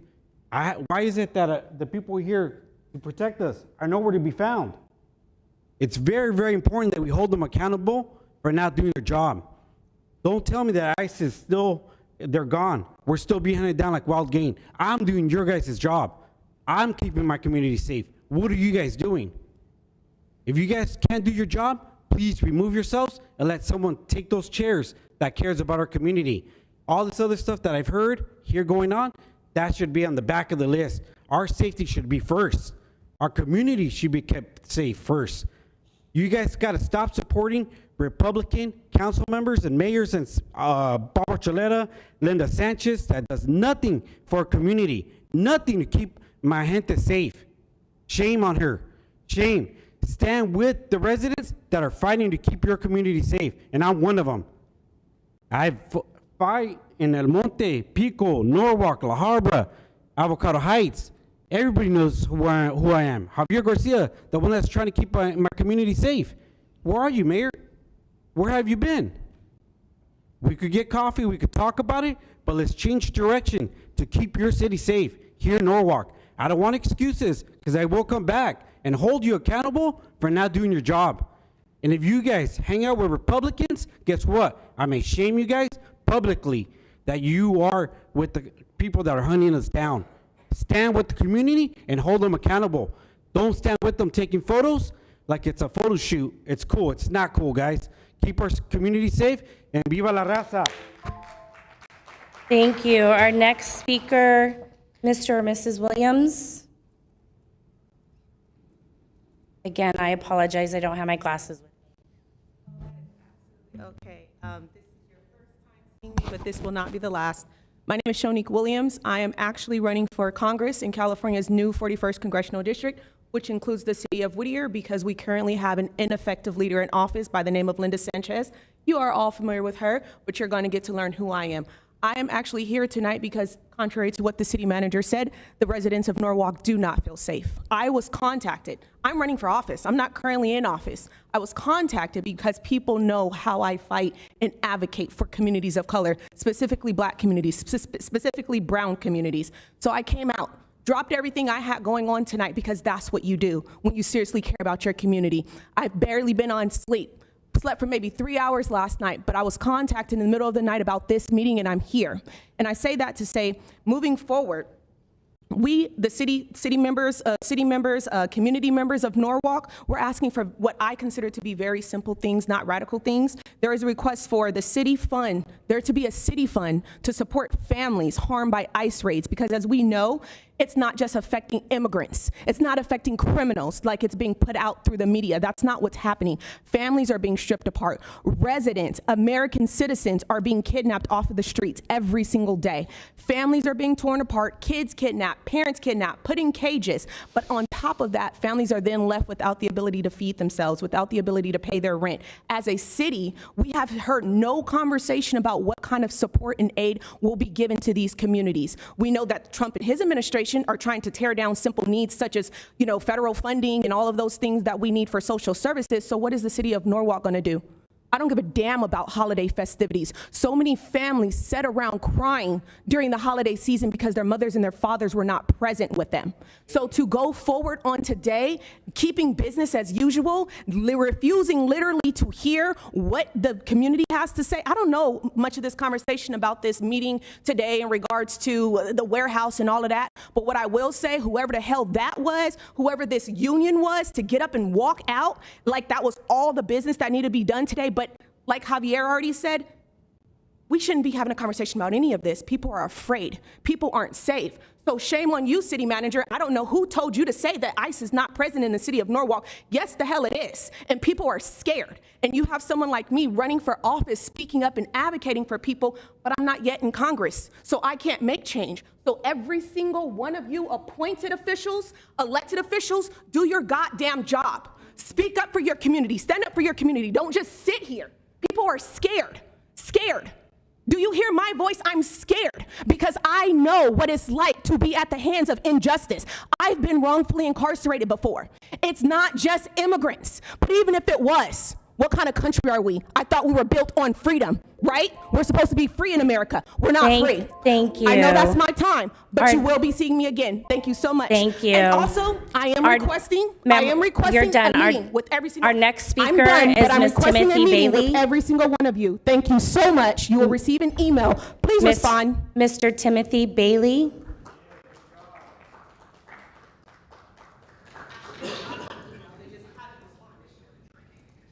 The next speaker is going to be Pellegrino Sam or Sun?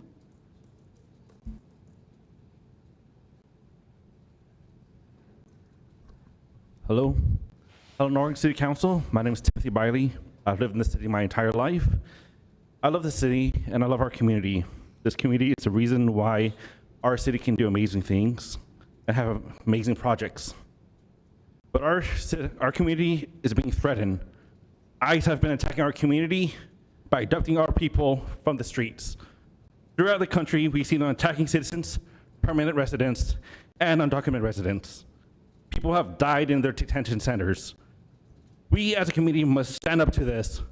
I demand that our city protects our community.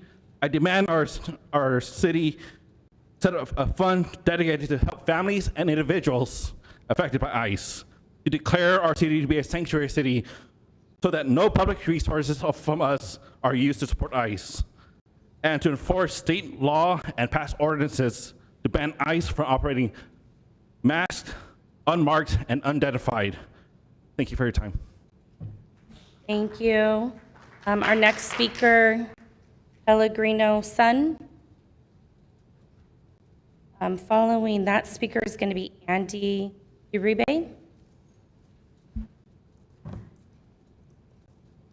So at this point, I think it's just disheartening, the level of disinterest that the highest levels of the city of Norwalk's government have actually shown since 2025.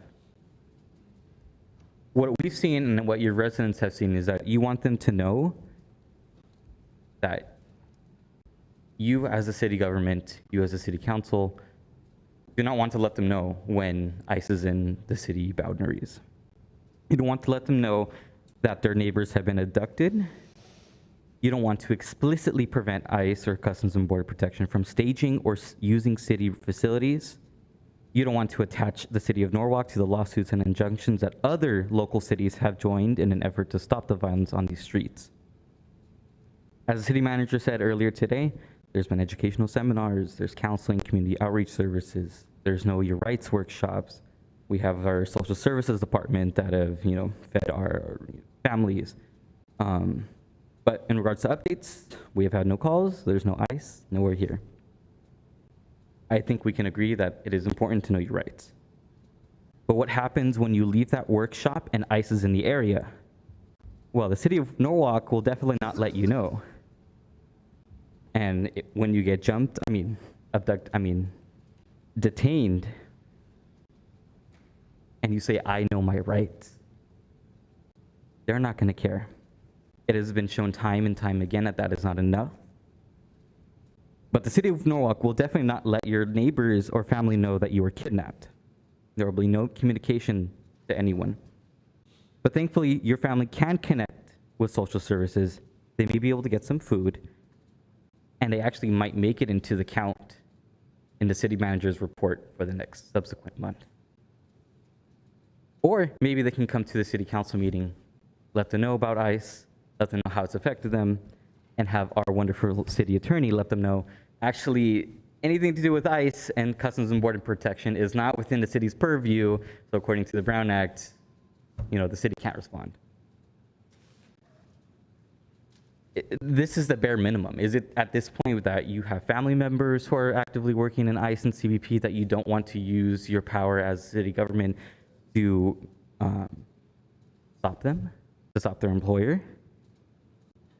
Is it that the majority of you don't think that this will affect your votes for re-election? Will it just take everyone being taken away for all of you to finally direct some city resources, additional city resources, everything that you can in your power to stop this? Because if you haven't noticed, the violence doesn't stop at citizenship.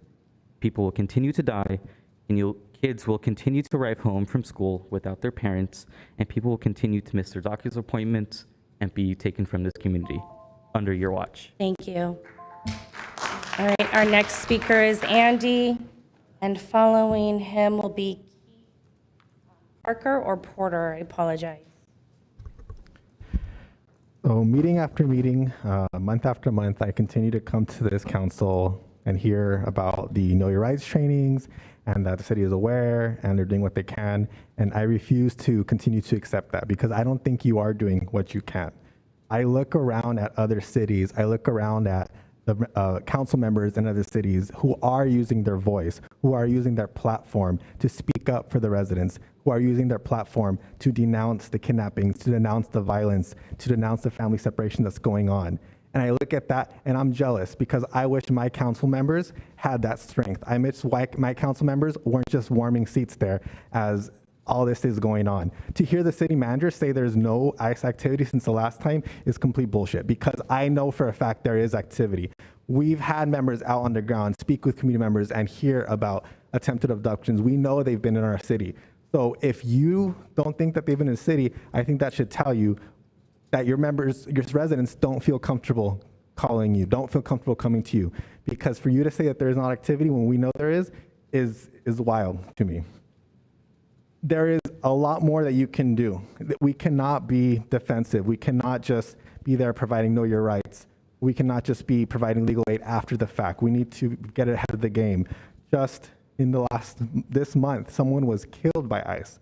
An unarmed woman was killed. And I saw a lot of politicians making statements. Sure, they were kind of weak, but they said something. Nothing at all from any of you, nothing at all from the city of Norwalk. When ICE was in the area, multiple cities in the area made statements that same day, letting the residents know and acknowledging, letting them know that they stand with them, that not only do they not work with ICE, but they don't support and that they condemn the actions, that they're against what ICE is doing. They're against the terror that they're bringing in our community. And we've had crickets from the council.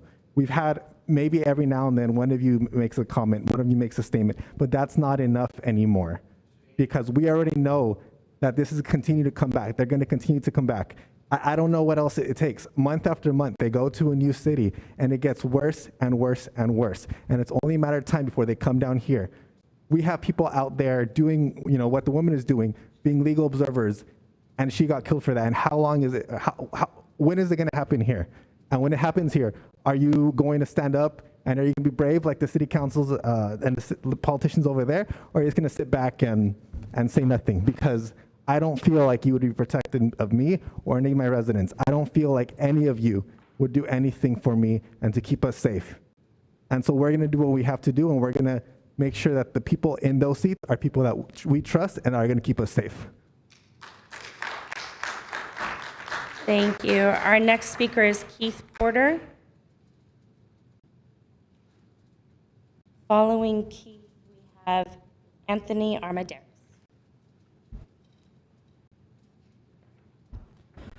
I actually wanted to dedicate these next couple of minutes to Keith Porter and Renee Nicole Good, who were American citizens murdered in cold blood by ICE. So a few of us have now been coming since June of last year, and in multiple public comments, we warned that ICE would escalate in violence. Now there's been many instances in which the blood of the innocent has been shed on American streets. ICE is still roaming our city, and when residents spot them, guess who they contact? They contact community volunteers that patrol the streets of Norwalk. After Renee Good's murder, there was a call from the community that ICE was heading to Norwalk. And as I headed over to warn folks in the area we were expecting them to target, I couldn't help but remember what that ICE agent did to Renee. And that if it happened to her, it could happen to me, it could happen to anyone. I wonder now if the city of Norwalk would remain silent if one of us fell victim of state violence. Would they go on business as usual and make another post asking folks what their favorite hamburger is on Instagram? I'm not here to try to convince our city council to do something to protect its undocumented residents. The fact that the best they can muster up is a Know Your Rights training at 10 a.m. on a weekday, putting the responsibility on the undocumented folks to help themselves, should tell you how seriously they are taking this crisis. Whether they can't do anything more or won't do anything more is all the same to me. Things are going to get much worse. Don't just take my word for it. Look up the rhetoric Trump is using to threaten LA. And because of that, what I am here to ask for is for the residents to talk to their neighbors, check in on each other, build community, join a patrol or a rapid response group, join your local mutual aid group. Find a way to defend yourself, because it's clear to me now more than ever that the only ones that are going to save us are us. Thank you, Anthony. And we did get one last speaker. And again, I apologize. I am having trouble reading the handwriting, as did our city clerk, Arslita, Arrslita. You will be the speaker after him. Good evening, Mayor Perez, Vice Mayor Rios, and members of the City Council. My name is Anthony Armendariz. I'm here on behalf of the Gateway Project, a youth and family services organization rooted right here in our community. I want to take a moment to talk about a program we are incredibly proud of, Grapple and Grow. It's a free leadership wrestling and fitness program for youth ages 12 to 16. Currently, we're hosting it at the Norwalk Sports and Arts Complex. Starting up again this Friday, the 23rd, Mondays and Fridays, 5:30 to 7:30 p.m. Grapple and Grow is about much more than athletics. It's about giving young people, many of whom are navigating trauma, instability, or lack of access, a safe, structured place where they can build confidence, discipline, resilience, and healthy relationships with peers and mentors. Programs like this matter, especially now. We all know the realities facing our youth: rising anxiety, social disconnection, exposure to violence, and limited access to enrichment opportunities. Grapple and Grow is a prevention program. It keeps youth active, engaged, and connected to something positive during critical after-school hours. We are grateful to the City of Norwalk for the opportunity to utilize city spaces that make this work possible. When the city invests in community-based organizations like ours, it sends a powerful message that our youth are worth investing in, and that prevention, healing, and leadership matters. Leadership development matters. Thank you for your time. Thank you. And again, our last speaker tonight, Arslita. Please help me out. I apologize with the spelling of the name. It's Ainslita. Thank you. Okay, hi everyone. Like I mentioned, I'm Ainslita. I'm here speaking on, again, for these past months, the presence of ICE in Norwalk. It was mentioned that there were no ICE reports made since the last council meeting, which is a complete lie. It's either the lack of engagement that city council members have, or community mistrust. Regardless, what are you doing? Mistrust or lack of engagement, because we as community members have received plenty of notification of ICE presence and warnings, and we have been reaching out to people who have told us and who are have fear of what's been going on. We've been doing more as a community together than you guys have.